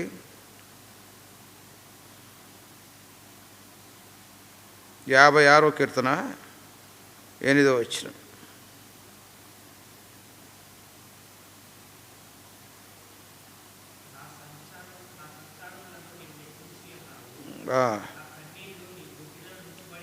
నా కన్నీళ్ళు నీ బుడ్డిలో ఉంచబడి ఉన్నవి అంటాడు. నీ కవిలలో దానికి మూల భాషలో ఏమన్నాడు కింద? పుస్తకంలో. కనుక ఇక్కడ ఒక సత్యాన్ని గమనించాలి మనం. ఎందుకంటే కన్నీళ్ళు అనేటటువంటివి మన ఇంటి కోసమో, పిల్లోడికి ఏదో కలెక్టర్ సీట్ రాలేదనో, లేకపోతే గ్రూప్ 1లో సెలెక్ట్ కాలేదనో, లేకపోతే అమ్మాయికి మెడిసిన్ కోర్సులో సీట్ రాకుండా పక్క వాళ్ళకే మోసపోయామనో, లేకపోతే ఉద్యోగం రాకుండా దెబ్బతిన్నామనో, ఇంటర్వ్యూలో మనకంటే తక్కువ క్యాడర్లో ఉన్నాడు సెలెక్ట్ అయ్యాడనే దాని గురించి కాదు దుఃఖం. కన్నీరు ఏంటి? దేని కొరకు అంటే ఇవి కూడా అవసరమే, వీటి కూడా కన్నీరు కారుస్తాం. అయితే ఇందులో ఎక్కువ ఆధిక్యమైనటువంటి బహుమానం పొందడం ఏంటంటే ప్రభువు కోసము కన్నీరు కార్చడం. నీ బుడ్డిలో లేదా నీ కలివిలో కింద ఏమన్నాడు? కింద మూల భాషలేసి పుస్తకములో ఉన్నాయి. ఎన్ని లీటర్లు అనేటటువంటిది బహుశా ఆయన రాసి ఉంటాడేమో. ఎంత కన్నీరు కార్చం. పౌలు భక్తుడు అదే చెప్పాడు 20వ అధ్యాయం అపోస్తుల కార్యంలో 31వ వచనంలో. 3.5 సంవత్సరం దివారాత్రులు సంఘముల కోసం చేయవలసినంత వరకంతా సేవ చేశాడు. తన్నులు తిన్నప్పుడు కూడా సంతోషంగా తన్నులు తిన్నాడు. వాళ్ళని కొట్టి చెరసాల్లో వేసినప్పుడు జైల్లో వాళ్ళు ఏడ్చారా? దుఃఖపల్లె నవ్వుతూనే ఉన్నారు. కానీ దేని కొరకు కన్నీళ్ళు కార్చారు? 31 అనా? కావున నేను 3 సంవత్సరములు డే అండ్ నైట్, రాత్రి పగలు ఎంత కన్నీరు కార్చుంటాడో మరి దేవుడు ఆయనకి ఎంత బహుమానం ఇస్తాడోనండి కదా. దైవజనుడు భక్సింగ్ గారు కూడా ఎప్పుడు అదే కన్నీరు కారుస్తూ వచ్చాడు సంఘముల కోసం. ఈనాడు మన సహోదరులు కూడా, సిస్టర్స్ కూడా ప్రార్థనా భారం కలిగి కూడికతో దేవుని యొక్క సన్నిధిలో దేవుని యొక్క సేవ కోసం, దేవుని యొక్క పరిచర్య కోసం సజావుగా జరగాలని, అంత ఆత్మానుసారంగా నేయబద్ధంగా జరగాలని ఎంతో కన్నీరు కార్చి ప్రార్థన చేస్తుంది. దేవుడు వాళ్ళ ప్రార్థనను వ్యతిరేకించడు, ఆ ప్రార్థన నో అనడు. ఆ కన్నీటి ప్రార్థనకు దేవుడు ఖచ్చితమైనటువంటి బహుమానము ఇచ్చాడు. ఏదో ఊరికే మందిరానికి వచ్చి మనం కూర్చొని ఇంత పునుగులు బజ్జీలు తెప్పించుకొని తిని టీలు దాగిపోతేనే మనకు బహుమానాలు వస్తాయి, కిరీటాలు వస్తాయి అనుకుంటే ఇదేం తమాష కాదు, ఆశమాష కాదు. బహుమానం రావాలంటే ప్రభువు కోసం. కనుక మొదటిగా ఏమవ్వాలి చెప్పండి? అగ్ని పరీక్ష. రెండవదిగా కన్నీరు కార్చాలి. మూడవదిగా ఒకవేళ సేవ అనేటటువంటి నువ్వు సేవ చేయలేకపోయినా సేవకు నువ్వు ఎట్టి పరిచర్య చేస్తూ ఉన్నావు. సేవ చేసేటటువంటి వారికి, సేవ కష్టపడేటటువంటి వారికి, దేవుని పనిచేసే వారికి నీ సహకారం ఎట్టు. ఒకసారి నేను అనేక పర్యాలు కూడా ఇది చెప్తూ వచ్చాను. ఓ పుస్తకంలో నేను చదివాను.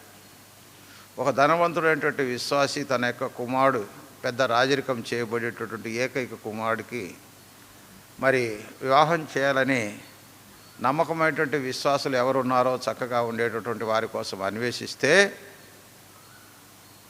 అన్ని స్థలాలకు వెళ్తే మంచి పెద్ద పెద్ద రెవరెండ్ పాస్టర్ గారి పిల్లలు, చక్కటి అంతమైనటువంటి మంచి క్లాసికల్ ఫ్యామిలీస్లో ఉన్నటువంటి వారు ఇలాగ అందరు కనిపిస్తూ ఉంటే ఓ మంచి రెవరెంట్ పాస్టర్ గారికి 3 కుమార్తెలు. వాళ్ళు 3 కూడా చక్కగా ఉంటారు, పోయి చూడండి అని చెప్పేసి అన్నారట. వెళ్ళి చూసిన తర్వాత ఒక ఆమెదేమో బాబుడు కట్టింగు, ఇంకొక ఆమెదేమో అంతా కూడా మొత్తం పైనుంచి కిందికి వెంట్రుకలు కదలకుండా ఏదో పోస్తారు. ఇంకొక ఆమె చూస్తే ఇంకో సెటప్ చూశాడు, నచ్చలే.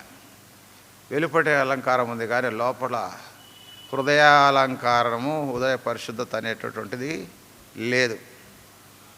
సరే వెళ్దామని చెప్పేసి చూసరికి ఆ కిటికీల నుంచి తొంగి చూస్తూ ఉంది వంట రూమ్లో నుంచి.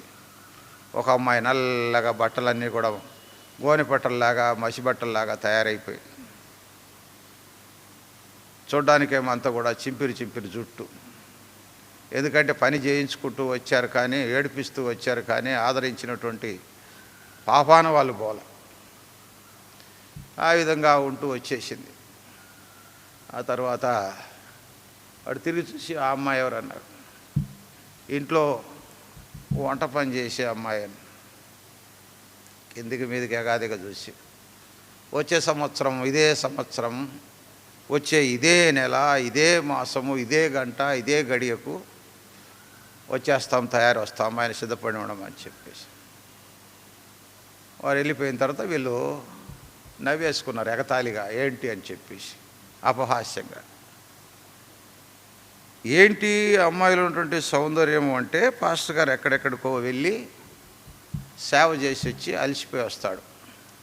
ప్రార్థనా మనవులు కష్టాలు అవన్నీ కూడా ఆయన్ని అప్పగించినప్పుడు ఆ కాగితాలన్నీ చీటీలు తీసి అమ్మగారు ఏం చేస్తుంటే తీసి యువతలట చెత్తబుట్టలో పడేసినట్టు పడేస్తారు. ఈ అమ్మాయి వంట చేసిన తర్వాత అయ్యో ఎన్నో కష్టాల్లో ఉన్నటువంటి వారు ఇంత చెత్తబుట్టల్లో పడేస్తుందే, అయ్యయ్యో పాపం వాళ్ళ కష్టాలు అని చెప్పేసి ఆ ప్లేట్ మీద అవి పెట్టుకొని కాగితాలు చూసుకొని తనకున్నటువంటి గదిలో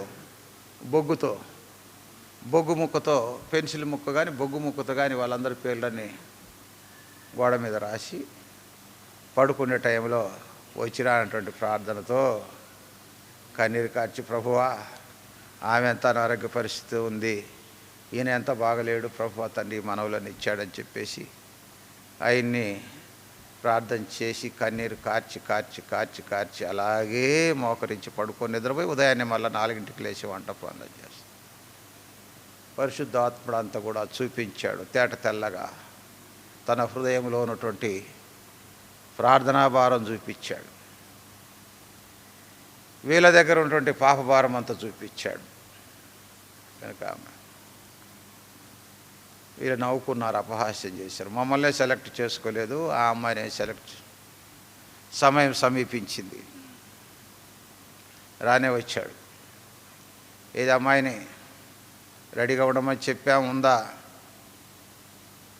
ప్రక్కన ఉన్నటువంటి తన వాహనంలో ఎక్కించుకున్నాడు, తీసుకెళ్ళాడు. తన ఆభరణాలన్నీ కూడా రేపు పెళ్లి కుమారుడు ప్రభు అయినటువంటి యేసుక్రీస్తు వారు అటువంటి కన్నీటి భారముతో ఉన్నటువంటి వారికి ఆయన ఇచ్చేటటువంటి బహుమానం ఆయన దగ్గర ఉంది. కానీ మనం ఏదో క్లాసికల్గా మోడర్నిజం భక్తితో జనాకర్షణ ద్వారా నేను కూడా తయారు చేసుకోవచ్చు. ఏదో ఒక 4 పెద్ద భక్తుల దగ్గర ఉన్నటువంటి 4 ప్రసంగాలను సంక్షిప్తం చేసుకొని, 4 పుస్తకాలను సంక్షిప్తం చేసుకొని ఒక పాయింట్ తీసుకొచ్చి 4+3 7 పాయింట్లు అని చెప్పేసి పైకి ఎగురుకుంటే నేను కూడా గంతులేసి రంకులేసి చెప్పవచ్చు. దానివల్ల నాకు దేవుడు బహుమానం ఇవ్వడు.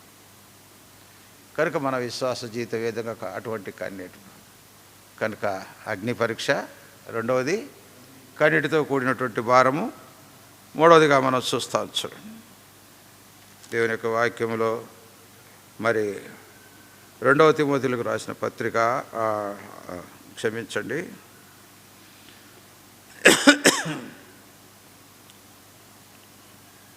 కొరింథీయులకు రాసిన 3వ పత్రిక, మొదటి కొరింథీ పత్రిక,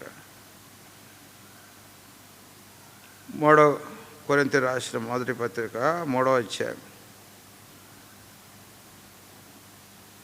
12 నుంచి 13.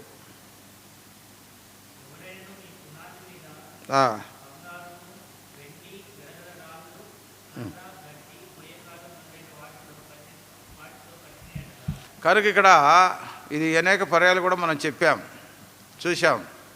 నువ్వు ఎంత చేసావని కాదు, నీవు ఎంత చేసావని కాదు, ఏమి చేశావు, ఎంత చేసావు అనేది కాదు, ఎట్టి పని చేశావు.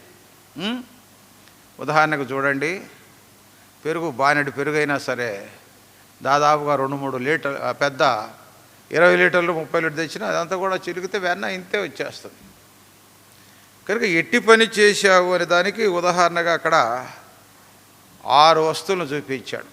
నంబర్ 1, ఒకటి బంగారం. ఫస్ట్ ఎందుకు వచ్చేసింది? ఫస్ట్ బంగారం రాదే, బంగారమేనా? బంగారము, వెండి, వెలగలరారు, కర్ర, గడ్డి, కొయ్యకాలు. ఓకే, సరే, క్షమించండి. ఇప్పుడు వెనక వాటిని మనం ముందుకు తీసుకుందాం. కర్ర, గడ్డి, కొయ్యకాలు. ఈ గడ్డి అనేటటువంటి చూడండి, ఓ పెద్ద వామేస్తాం. దాదాపు ఎన్నో 100 పశువులకు సరిపోయి నిప్పు పెడితే అది కాలిపోతే ఎంత అవుతుంది? అంత బూడిద అంతా కలిసి ఒక బస్తాకు కూడా ఎత్తలే, ఓ బస్తా బూడిద అయిపోతుంది. కాలితే ఏమైపోయింది? అది బూడిద అయిపోయింది. కనుక కాల్చినప్పుడు బూడిద, ఇది సర్ఫేస్ అంటే పైన కనిపించేటటువంటిది. ఈ గడ్డి ఉపరితలంలో ఉంటుంది కదా, అది పైన ఉంటుంది కదా, భూమి పైన ఉంటుంది. భూమి లోపల ఉంటుంది గడ్డి, ఉండదు. కనుక అది గడ్డి. కర్ర, కర్ర కూడా అంతా కూడా అంతే, పైన ఉండేటటువంటిది, భూమి పైన ఉండేటటువంటిది కదా. కొయ్యకాలు అంటే పైనుంచి లోపలికి కొంత ఉంటుంది అంతే. ఆ కర్రకు పుట్టిందేగా లోపల కొయ్యకాలు. పైన మనం కర్రను కోసేస్తాము, జొన్న కానీ వరి కానీ కోసి కింద అది కొయ్యకాలు ఎంత కొంత ఉంటుంది. కనుక కర్ర తగలబడేది, కొయ్యలు తగలబడేది, గడ్డి తగలబడేది. ఇదంతా కూడా కాలుస్తే మనకు ఫలితం రాదు. ఏమొస్తుందంటే బూడిద వస్తుంది. కనుక అందువలనే పైకి భక్తి కలిగి దాని యొక్క శక్తిని ఆశ్రయించినటువంటి విశ్వాస జీవితంలో ఆ అగ్ని పరీక్ష అనేటటువంటి తెలిపినప్పుడు ఏం బహుమానం ఉంటుంది? బహుమానం ఏముండదు. అది ఒక జాబితాలో చూపించాడు. కర్ర, గడ్డి, కొయ్యకాలు లాంటి విశ్వాస జీవితం. ఉరక ఏదో ఆనవాయితీగా వస్తున్నాం, వెళ్తున్నాం, అది చేస్తున్నాం, ప్రభు భాగాలు ఇస్తున్నాం, అది ఇది అనుకునేది. కానీ ప్రభువు కోసం కష్టపడనటువంటి అనుభవాలు. ఇప్పుడు 2వ కేటగిరీ ఏమన్నాడు? బంగారము, వెండి, వెలగలరాలు. కనుక ఫస్ట్ వెండి తీసుకుందాం. వెండి అనేటటువంటిది కూడా, అది కూడా 7 పర్యాయము లోపల తవ్వి గనిలో నుంచి తీయాల్సింది. అది ఆ వెండి గనులు తీసిన తదుపరి ఆ 7 పర్యాయములు దాన్ని మూసలో వేయాలి. మూసలు వేది దాన్ని అంతా కూడా ఎంత శుద్ధి చేస్తే అంత తెల్లగా వస్తుంది. బంగారం అనేటటువంటిది కూడా, అది కూడా లోతైనటువంటి గనుల్లో, కోలార్లో ఈ నేటికి కూడా మన యొక్క సంఘాలు ఉన్నారు విశ్వాసులు. వాళ్ళు ప్రార్థన చేసుకుంటారట లోపలికి వెళ్ళినప్పుడు, ప్రభువా మేము వెళ్తున్నాము, లోపల మరి సరైనటువంటి గాలి కూడా ఆడదు, ఫ్యాన్లు కూడా ఒక్కోసారి పని చేయకపోవచ్చు, మేము పైకి వచ్చేంత కూడా మాకు నమ్మకం లేదు, కనుక ప్రభువా మమ్మల్ని కాపాడని ప్రార్థన చేసుకునేటువంటి కోలార్ గనుల్లో పనిచేసే విశ్వాసులు చెప్తూ ఉంటారు. ఎంతో లోపల కష్టపడి తవ్వితే వచ్చేటటువంటి రాయి ఏది? ముడి, బంగారు. దాన్ని మళ్ళా వేరు చేస్తాడు. బంగారులో ఎంతో మిళితమై ఉంటుంది. ఆ మిళితమైన దాన్ని అంతా కూడా కరిగించి వేరు చేస్తాడు. వేరు చేసిన తదుపరి ఆ వేరైనటువంటి బంగారు మరలా ఆ యొక్క షాప్కు యజమాని దగ్గరికి వచ్చిన తర్వాత దాన్ని మళ్ళా పుటం వేసి స్వచ్ఛమైనటువంటి బంగారుగా చేస్తాడు. కనుక విశ్వాసికి ఇటువంటి పరీక్షలు, ఇటువంటి కష్టాలు, ఇటువంటి ఇబ్బందులు ఎన్నో చెప్పుకోలేనటువంటి వారు. ఒక స్థలంలో ఒక అటెండర్గా పనిచేసేటటువంటి ఒక వ్యక్తి ఉన్నాడు. నామకార్థ క్రైస్తవుల నుంచి ప్రక్కకు వచ్చేసాడు. వాళ్ళు ఏంటంటే, మా బావిలో నీళ్లు తోడుకోవద్దు అని చెప్పేసి అన్నారు. నా దగ్గర పనిచేసిన అబ్బాయి. సర్లేని ఊర్లో బావుల్లో నీళ్లు ముంచుకునేదానికి వీల్లేదు.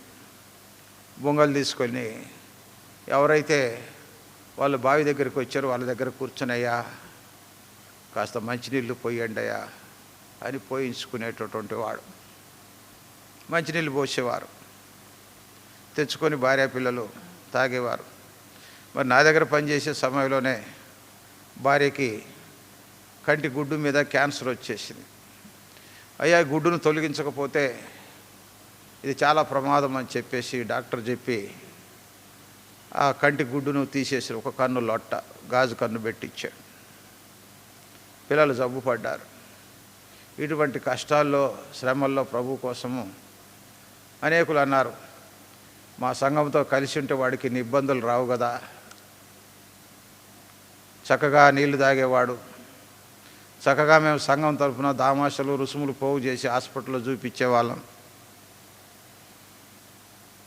ఇన్ని కష్టాలు వాడికై వాడే తెచ్చుకున్నాడు, మేము నమ్మేది కూడా యేసుప్రభునే కదా, వాడు నమ్మేది యేసుప్రభు అని చెప్పేసి వెటకారంగా మాట్లాడారు. అయినా తన యొక్క విశ్వాసాన్ని వదలలే, కష్టపడి మందిరాన్ని కట్టుకున్నాడు, ఆత్మలు సంపాదించాడు. అప్పుడప్పుడు అక్కడికి ఒక high school head master Prasad గారు అని ఉన్నారు, అక్కడ పరిచర్కి వెళ్తారు. అంటే కోటిరత్నం గారికి బంధువే ఆయన కూడా. ఎంతో గొప్ప పరిచర్య, 3-4 సంఘాలు అక్కడ దేవుని యొక్క పని అనేటటువంటి జరుగుతూ ఉంది. ఏం కారణం అంటే ప్రభువు కోసం ఎక్కడనో ఎవరో ఉదాహరణలు మనం చెప్పడం కాదు, కానీ మన మధ్యలోనే ప్రభు కోసం కష్టపడేటటువంటి వారు ఉన్నారు. మొన్నటి దినం స్వామి గారు అనేటటువంటి ఒక దైవ సేవకుడు గూడూరుకు వచ్చి సాక్ష్యం ఇస్తూ ఉంటున్నాడు. అక్కడ ఒరిస్సాకు ఉన్నటువంటి బార్డర్ ఏంటి, అవతల వైపు ఒరిస్సాకు ఉన్నటువంటి బార్డర్,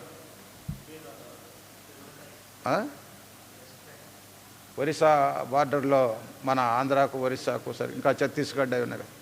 ఆ ప్రాంతాల్లో ఏం చేశారంటే బజరంగ దళ్ వారు, విశ్వ హిందూ పరిషత్ వాళ్ళు మన వాళ్ళను దాదాపుగా అక్కడ ఉన్నటువంటి 3000 కుటుంబాలని 3000 కుటుంబాలను కొట్టి తన్ని నిరాశ్రయాలుగా చేస్తే ఆ 3000 కుటుంబాలని వెయ్యేసి కుటుంబం ఒక కళ్యాణ మండపం, వెయ్యేసి కుటుంబం ఒక కళ్యాణ మండపం, 3000 కుటుంబాలని 3 మాసములు అక్కడ ఉంటుంటే దైవ సేవకులు విజయనగరంలో, రాజమండ్రిలో, ఇంకా అక్కడెక్కడ ఉన్నటువంటి అనేక పర్యాలు మనం ఇతర సంఘాలు మనం విమర్శిస్తూ ఉంటాం.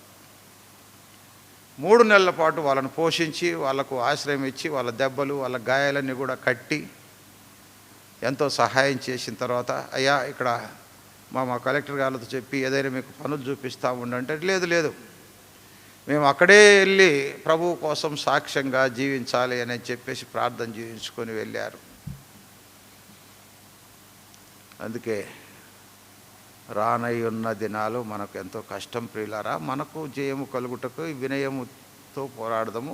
తలుపులు తెరచి ఉండగానే విరిగిన మనసుతో సాగదు వాటి. కనుక అటువంటి వారు బంగారు లాంటి వారు, అటువంటి వారు ఇంకా వెలగల రాళ్ళు, అవి ఇంకా విలువైనటువంటి వాల్యుబుల్ రాళ్ళు. అవి మనము వజ్ర వైడ్యూర్య గోమేధిక పుష్ప పద్మరాగం అని చెప్పేసి కంఠపాఠంతో చదువుతుంటాం, కానీ మీరేమైనా చూశారా వాటిను? వజ్ర వైడ్యూర్య గోమేధిక పుష్పరాగం మరి ఎంత వాల్యుబుల్ అవి బాగా కోటీశ్వరులకు, బిలియనీర్స్కు తెలుసు. కనుక అటువంటి వెలగల రాళ్ళవారు దైవజనుడు భక్సింగ్ గారు ఆ విధంగా. అలాగే అదే క్రమంలో భక్సింగ్ గారి జతపనిటువంటి అమృతరాజు గారు అని ఉండేవాడు. ఆయన అందరికంటే కూడా ఎంతో దేవుని యొక్క వాక్యంలో చాలా అద్భుతంగా కాన్వకేషన్లు చెప్పేవాడు. ఆయన ఈ నడుముల భాగం వరకు ఏమో చిన్నపిల్లవాడి లాంటి దేహం లాగానే ఉంటుంది. అక్కడి నుంచి ఇక్కడి వరకు మొత్తం అంతా కూడా క్యాన్సర్తో ఎముకలు మొత్తం కూడా కొరికేసి ఉరికి కొట్టి లోపల తోలే ఉండేది. అనేకులైనటువంటి దైవ సేవకులు ఆయన పరామర్శించడానికి వెళ్ళారు. ఈయన కూడా వెళ్ళాడు ఒకసారి. మన సోనపాల్ గారు కూడా వెళ్ళొచ్చారు ఆయన చూడడానికి. మరి అందరినీ ఆదరిస్తూ వచ్చాడు ఆయన. అమృతరాజు గారు వెళ్ళినటువంటి వారందరినీ కూడా పరామర్శించాడు. ఆనాడు ప్రభువుకి ఎవరు ఉన్నారు, నాకు ఇంతమంది నర్సులు ఉన్నారు, నాకు ఇంతమంది దేవుని బిడ్డలు సేవ చేసేటటువంటి వారు ఉన్నారు అని చెప్పేసి ఆయన అందరినీ ధైర్యపరిచి పంపించాడు. అటువంటి శ్రమలు అనుభవించినటువంటి వారు బంగారు వెండి వేలగలరాలు. కనుక అది అందులో చక్కగా వ్రాయబడి ఉంటుంది. దీనివల్ల బహుమానం అనేటటువంటిది పొందే నిమిత్తమై ఆ 10 వచనం నుంచి 15 వచనం వరకు బహుమానం కొరకు పరిగెత్తుచున్నాను. 9వ అధ్యాయంలో అంటాడు, పరిగెత్తువాడు ఓపికతో పరిగెత్తాలి, పందెపు రంగంలో పరిగెత్తేటటువంటి వాడని. అదే 1 కొరింథీ పత్రిక 9వ అధ్యాయంలో అంటాడు. కనుక బహుమానం పొందాలంటే 1 కొరింథీ పత్రిక 9వ అధ్యాయం 24-25 ప్రకారం మొదటిగా ఏం చేయాలా? బహుమానం పొందాలంటే ఏంటి?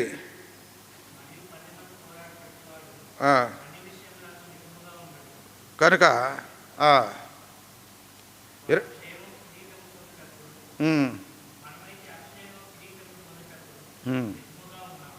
కనుక పరిగెత్తు అనేటటువంటి మాట లేదు అందులో. కనుక బహుమానం పొందాలంటే ఏంటి? ప్రభు కోసము పరిగెత్తేటటువంటి అనుభవం కాదు. దేవుని ఇంటికి, దేవుని కార్యాలకు, దేవుని పనికి, దేవుని యొక్క పరిస్థితులకి, కష్టాల్లో అన్నిట్లో కూడా పరిగెత్తేటటువంటి అనుభవం. ఎందుకంటే ఇప్పుడు మనకు సమయం లేదు కనుక వాడిని వివరించగలను. మొట్టమొదటిగా పరిగెత్తేటటువంటి అనుభవం.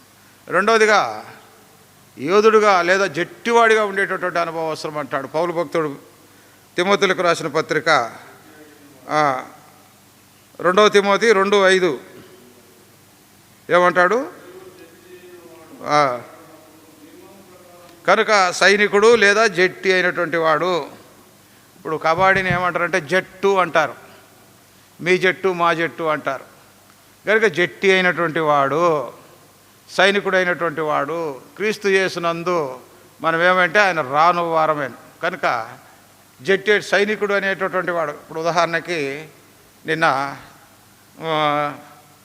ఒక జిల్లాకి ఒక ఎస్పీ ట్రాన్స్ఫర్ అయిన వెంటనే అందరూ కూడా అలర్ట్గా వాళ్ళంతా యూనిఫామ్ వేసుకొని ఆ డ్రెస్సు ఆ బిగేలు వాయించుకుంటూ తర్వాత సెల్యూట్ చేసుకుంటూ మరి ఆమె దగ్గరికి నీట్గా వచ్చేసి అంతా కూడా ఒక డిసిప్లిన్ యోధుల్లాగా.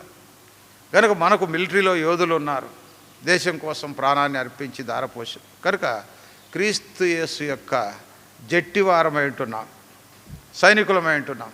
అదే అనుభవంలో రెండవదిగా జట్టి అయినటువంటి వాడే కాకుండా యోధులమై ఉంటున్నాం.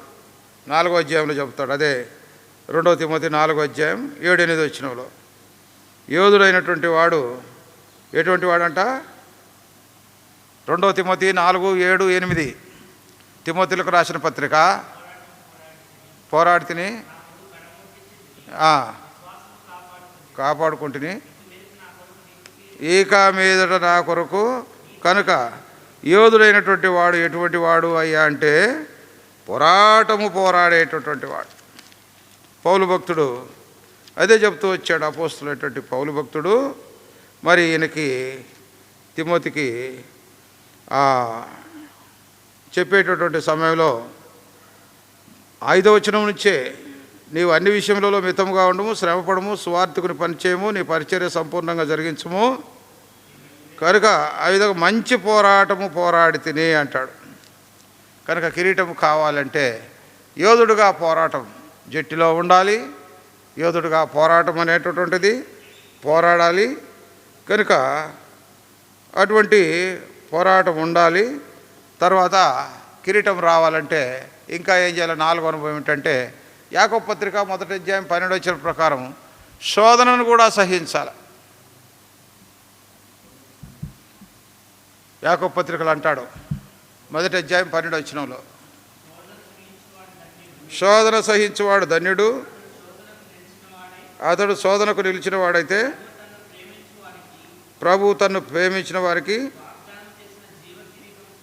జీవ కిరీటం పొందును. కనుక శోధన సహించాలి. 5వదిగా ఏమైంది అంటే సంఘంలో ఒక పెద్దగా కూడా ఉండాలి. సంఘంలో పెద్ద అంటే ఏ లక్షణాలు ఉండాలో అంతా కూడా 120 సంఘాలు నాకు తెలుసు, సేవకులందరూ నాకు తెలుసు, లేకపోతే 75 సంఘాలు నాకు తెలుసు, నేను పిలిస్తే అందరూ కూడా వస్తారు. అటువంటి వ్యక్తి కాదు. ఏం చెబుతాడు? పేతురు పత్రిక 5వ అధ్యాయంలో 1వ వచనం నుంచి 4వ వచనంకి ఏం చెబుతాడు చూడండి.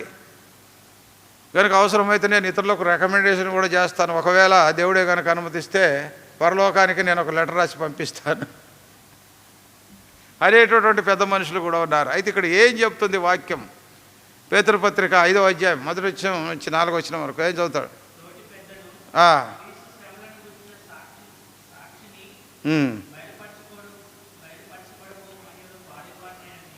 బయలుపరచబోడబో మహిమలో పాలివాడైనటువంటి నేను తోటి పెద్దను.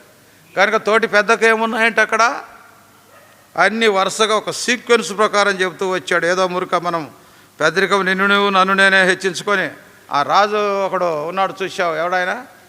అబ్షలోం తర్వాత పుట్టినటువంటి వాడు అదోని అనేటటువంటి వాడు. ఆ అదోని అనేటటువంటి వాడు అబ్షలోము గురించి, అబ్షలోం అంటే దావీదుకు ప్రేమ. అబ్షలోమును ఏం గద్దించలేదు, అబ్షలోం చచ్చాడు. అబ్షలోం చచ్చిన తర్వాత అదోని అనేటటువంటి వాడు అబ్షలోం ఎలాగున్నాడు అదోని కూడా అట్లాగుంటే అదోని కూడా ఏమనేవాడు కాదు. ఎందుకంటే చక్కటి నేత్రాలు, చక్కటి జుట్టు, చక్కటి ఆకారము, మనిషి అంతా కూడా అందంగా ఉంటే ఇంకా అబ్షలోమును అదోనిలో చూసుకొని ఆనందపడతా ఉన్నాడు దావీదు. అందువల్ల ఏ రోజు కూడా అరే ఏంద్రా ఈ పాడు పని చెప్పేసి గద్దించలే. అతడేం చేశాడు? రాజుల గ్రంథంలో మనకు మొదటి అధ్యాయంలో కనిపిస్తుంది. 50 మందిన ముందు పెట్టుకొని అదోని అనేటటువంటి వాడు రాజు పరిపాలిస్తున్నాడు, ఏలుచున్నాడహో అని కేకయ్యండి, నేనే రాజు అని చెప్పేసి వాడు స్వయం సంభవుడు అన్నమాట. సెల్ఫ్, అదే అంటారు సెల్ఫ్ బూస్టింగా, లేకపోతే ఇంకోటి స్వకీయ మహిమ వెదికేటటువంటి వాడ, తను తానే అనేక స్థలాల్లో ప్రత్యేకపరచుకునేటటువంటి లక్షణం. ఆఖరికి అదోని అనే గతి ఎలాగా ఉంటుందో. కానీ ఇక్కడ మనకు పెద్దలకు ఏం చూపిస్తుంటున్నాడు? ఒకవేళ నీవు అదే కోకు చెందినటువంటి వాడని ఏదైనా ఫీల్ అయితే అది తప్పు. వాక్యంలో ఏమంటున్నాడు? క్రీస్తు శ్రమల గురించినటువంటి సాక్షిగా ఉండాలి. తర్వాత ఆయన మహిమపరచబోయేటువంటి మహిమలో పాలివాడుగా ఉండాలి. బలిమి చేత కాకుండా కండబలము, అండబలము, ధనబలము, కోర్టు బలము, తెలిసినటువంటి వారము, ఆ బలము ఈ బలము, దుర్లాపేక్షం అనేటటువంటిది అది కాకుండా దేవుని చిత్త ప్రకారం ఇష్టపూర్వకంగా దుర్లాపేక్షతో కాక సిద్ధ మనసుతో మీ మధ్యనున్న దేవుని మందనకు పై విచారణ అలాగ చేస్తేనంట మీకు అప్పగింపబడిన వారిపై ప్రభువులైనట్టుండక. ఎలా ఉండాలంటే పెద్దలు? మీకు అప్పగింపబడినటువంటి వారికి ప్రభువులైనటువంటి లార్డ్ రిప్పన్, లార్డ్ కర్జన్, వాళ్ళను ఆంగ్లేయులను లార్డ్ రిప్పన్, లార్డ్ కర్జన్ అని చెప్పేసి గౌరవించేవాళ్ళు. కనుక మనల్ని కూడా ప్రభుల వారు ఆయన వచ్చేసరికి అంతా కూడా పిన్ డ్రాప్ సైలెన్స్గా ఉండాలి. వద్దు అటాటి వేషాలు వేయొద్దు అంటాడు. మరి ఏం చెబుతాడు? మందకు మాదిరిగా ఉండండి, ప్రధాన కాపరి ప్రత్యక్షమైనప్పుడు మీరు వాడబారని మహిమకి. ఇవండి ఇటువంటి లక్షణాలు ఉంటేనే తర్వాత ఆరోదిగా ఇంకోటి అంటే ప్రభువు కోసం హతసాక్షులైనటువంటి వారు ఉన్నారు. ప్రకటన గ్రంథం 2వ అధ్యాయం 10వ వచనం 11వ వచనం ఒకటి చదవండి. ఇక ఆ కిరీటాల గురించి తర్వాత చూద్దాం, ఏమేమి కిరీటాలు ఇస్తాడు. ప్రకటన గ్రంథం 2వ అధ్యాయం 10, 11 చదువు.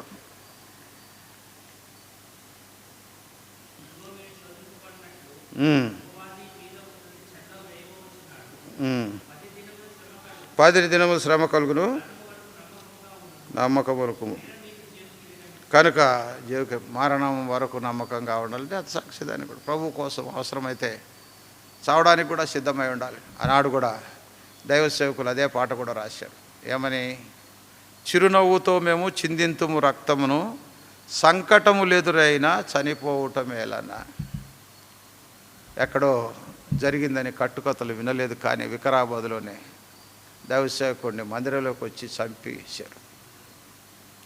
స్టెయిన్స్ని అక్కడ ఒరిస్సాలో సువార్త చేసి ఇచ్చినటువంటి వారిని తన పిల్లల్ని అదే పెట్రోల్ పోసి తగలబెట్టి కాల్చి ప్రభువు కోసం హతసాక్షులైతే ఆయన భార్య అంది, వీరిని క్షమించండి ప్రభువుని బట్టే, జైల్లో పెట్టి శిక్షించమని.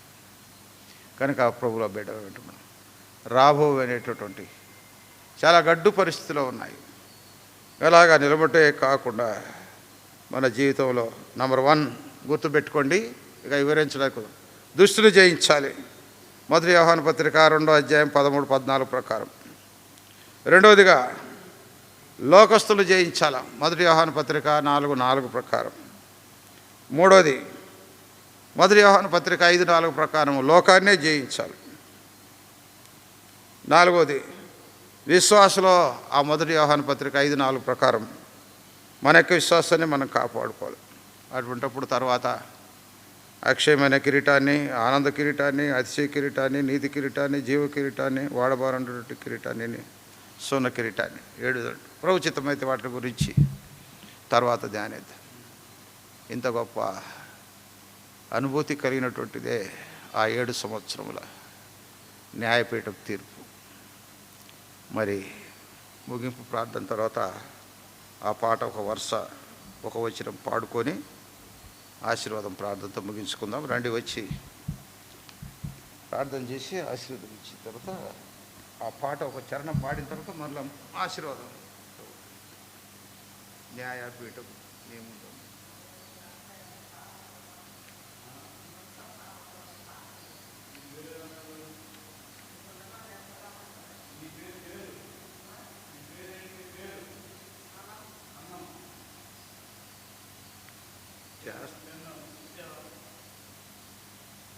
పెన్ టీలేనాక ఏదో పెన్ను అడిగితే నేను అనిపిస్తే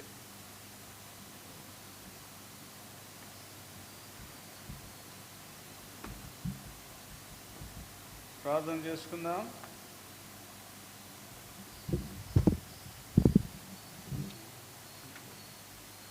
ప్రేమ కలిగిన మా తండ్రి, పరిశుద్ధమైన దేవా, మీ ఘనమైన నామానికి స్తోత్రాలు చెల్లిస్తుంటున్నాం. బైబిల్ స్టడీలో నీ దాసుని మరుగుపరిచే అనేక విషయాలు మా గమనాన్ని తీసుకొచ్చావు. రెండవ రాకడ, న్యాయపీఠం మీద తీర్పు, తండ్రి ఏమేమి పరీక్షలు, అగ్ని పరీక్ష తండ్రి, కన్నీటి పరీక్ష, అంత మాత్రమే కాదు తండ్రి, మరి ప్రభా అగ్నియే పరీక్షించును, బంగారము, వెండి, వెలగలరాళ్ళు, కొయ్యకాలు, గడ్డి, ప్రభు వీటన్నిటిని అగ్నియే పరీక్షించును. ఆ పరీక్షల్లో ప్రభా మేము నిలిచేవారుగా మమ్మల్ని సిద్ధపరచము. ప్రభా ప్రతివానికి వాని క్రియల చొప్పున జీతము ఇచ్చుటకు జీతము నా యొద్దను సిద్ధపరిచి ఉన్నానని సెలవిచ్చావు నాయన. మీరు వచ్చినప్పుడు తండ్రి మా క్రియల చొప్పున మాకు జీతం ఇచ్చేటువంటి దేవుడిగా మాకున్నందుకై స్తోత్రాలు. ప్రభా ఎలాగా ఉండాలో ఆ జీతం పరిగెత్తేవారిగా అన్ని విషయాల్లో మితముగా క్రీస్తు యేసుని ఇక మంచి సైనికుని వలె మంచి పోరాటము పౌలు వలె నా పరుగు కడముట్టించింది, మంచి పోరాటము పోరాడిదని నా విశ్వాసమును కాపాడుకుంటుంది. ఏ రీతిగా తండ్రి పలు విధాలుగా అనేక విషయాలు మా గమనాన్ని తీసుకొచ్చినందుకై స్తోత్రాలు. అప్పుడు మాత్రమే కిరీటములు పొందగలిగే వారంగా ఉంటామని ప్రభావ మమ్మల్ని హెచ్చరించిన మీ ప్రేమకై వందనాలు చెల్లిస్తుంటున్నాం. మెత్తబడిన వాక్యమును ఫలింపులోకి తీసుకురండి ప్రభు. నిజంగా మేము ప్రభు రాకడలో ఉంటున్నాం. మెరుపు ఏ రీతిగా తూర్పును ఉదయించి పడమటకు వెళ్తుందో తండ్రి, క్షణకాలంలోనే తండ్రి మీ రాకడ ఉంటుంది తండ్రి. ఆ రాకడలో ఎత్తబడే గుంపులో ఆ 7 ఏండ్ల ప్రభా విందులో ఐక న్యాయపీఠం మీదట తీర్పు, ఇవన్నీ విషయాలు ప్రభు మా గమనాన్ని తీసుకొచ్చి మమ్మల్ని హెచ్చరించిన మీ ప్రేమకై వందనాలు. అల్పంగా చేపడిన పరిచయం మీరే నీరు కట్టి ఫలింపులో తీసుకురండి. విన్నవారిలో మీ కార్యము చేయండి. మీరు హెచ్చరించినప్పుడు, మీరు గద్దించినప్పుడు, మీరు మాతో మాట్లాడినప్పుడు మేము సరిచేయబడినటువంటి అనుభవంలో మమ్మల్ని మేము సరి చేసుకుందాము గాక, మమ్మల్ని మేము సిద్ధపరచుకుందాము గాక ప్రభా. ఆ రీతిగా జ్ఞాపకం చేసుకుంటూ ఈ సమయాన్ని మేలుకరంగా ఉంచినందుకే వందనాలు చేస్తున్నాము. విన్న వారిలో మీ కార్యం చేయండి. ఆన్లైన్లో ఎంతోమంది వింటున్నారు, సహాయం చేయమని జ్ఞాపకం చేసుకుంటూ మా ప్రభువును రక్షకుడును త్వరలో రాన్న యేసుక్రీస్తు వారి శ్రేష్టమైన నామంలో స్తుతించి ప్రార్థించి వేడుతున్నాము తండ్రి, ఆమేన్. పాట పాడుకుందాం. 362, 359 న్యాయపీఠము నీ ముందు ఉన్నది.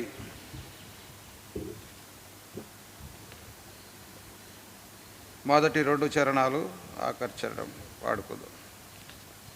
359 ఒక పుస్తకాల్లో 314 వరకు. న్యాయపీఠము నీ ముందు ఉన్నది, ధ్యానించి చూడు కూర్చుని. న్యాయపీఠము నీ ముందు ఉన్నది, ధ్యానించి చూడు కూర్చున్నదెవ్వరు. న్యాయపీఠము నీ ముందు ఉన్నది, ధ్యానించి చూడు కూర్చున్నదెవరు. నీవు నశించుట కోరడు ప్రభువు, నీవు నశించుట కోరడు ప్రభువు. ఓపికతో ఆయనే వేచియున్నాడు, ఓపికతో ఆయనే వేచియున్నాడు. పశ్చాత్తాపడుమిప్పుడైనా నిశ్చయ మెరుగో నరకము తప్పదు. పశ్చాత్తాపడుమిప్పుడైనా నిశ్చయ మెరుగో నరకము తప్పదు. న్యాయపీఠము నీ ముందు ఉంది, ధ్యానించి చూడు కూర్చున్నది. పరీక్షించుకొనుము నీ మరణమెప్పుడో, రక్తము ద్వారా ముక్తి పొందితివా. పరీక్షించుకొనుము నీ మరణమెప్పుడో, రక్తము ద్వారా ముక్తి పొందితివా. కఠినత్వముతో తృణీకరించిన న్యాయత్రసున్నది రాజు చేతిలో. కఠినత్వముతో తృణీకరించిన న్యాయత్రసున్నది రాజు చేతిలో.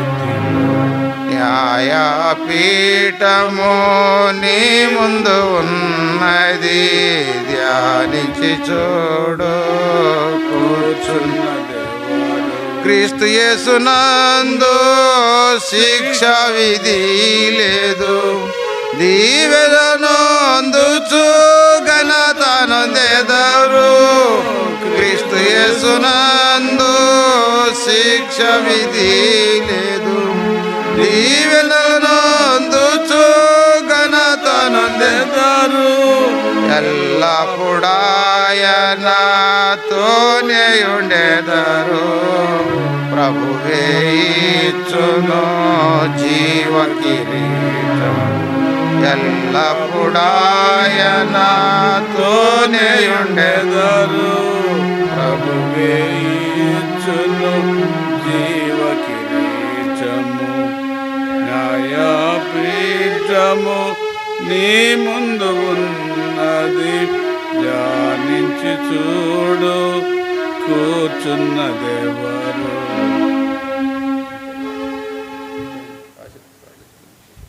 జ్ఞాపకం చేసుకుంటున్నాం, ప్రార్థించుకుందాం. ప్రేమ గల తండ్రి, సియోను మందిరాన్ని, ప్రజలను, సియోనులో ఉన్న ప్రతి కుటుంబాన్ని పేరు పేరున జ్ఞాపకం చేసుకుంటున్నాం.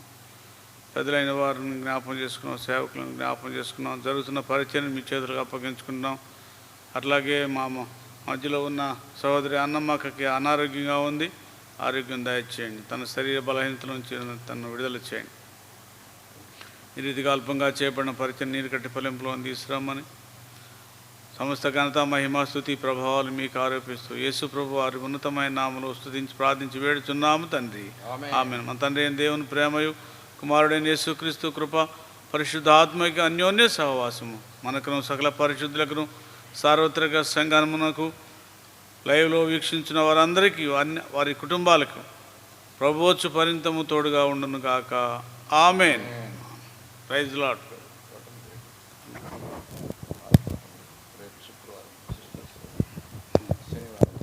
గమనించండి, వార ప్రకటనలు. రేపు శుక్రవారం సిస్టర్స్ మీటింగ్ ఉంది, యథావిధిగానే ఉంటుంది. శనివారం నాడు ఉదయకాలం ఉపవాస ప్రార్థన, ఉపవాస కూడిక, సాయంత్రం 6 గంటలకు యవనస్తుల కూడిక. అదే మాదిరిగా ఆదివారం ఉదయకాలం 9:30 గంటలకు ఆరాధన. దయచేసి గమనించండి, మందిరానికి రండి, దేవుని వాక్యములు వినండి, మేలు పొందండి, ఆరాధనలో పాల్గొనండి. దేవుడు మిమ్మలను మీ కుటుంబాలని నిండారుగా ఆశీర్వదించును గాక. ఆమేన్.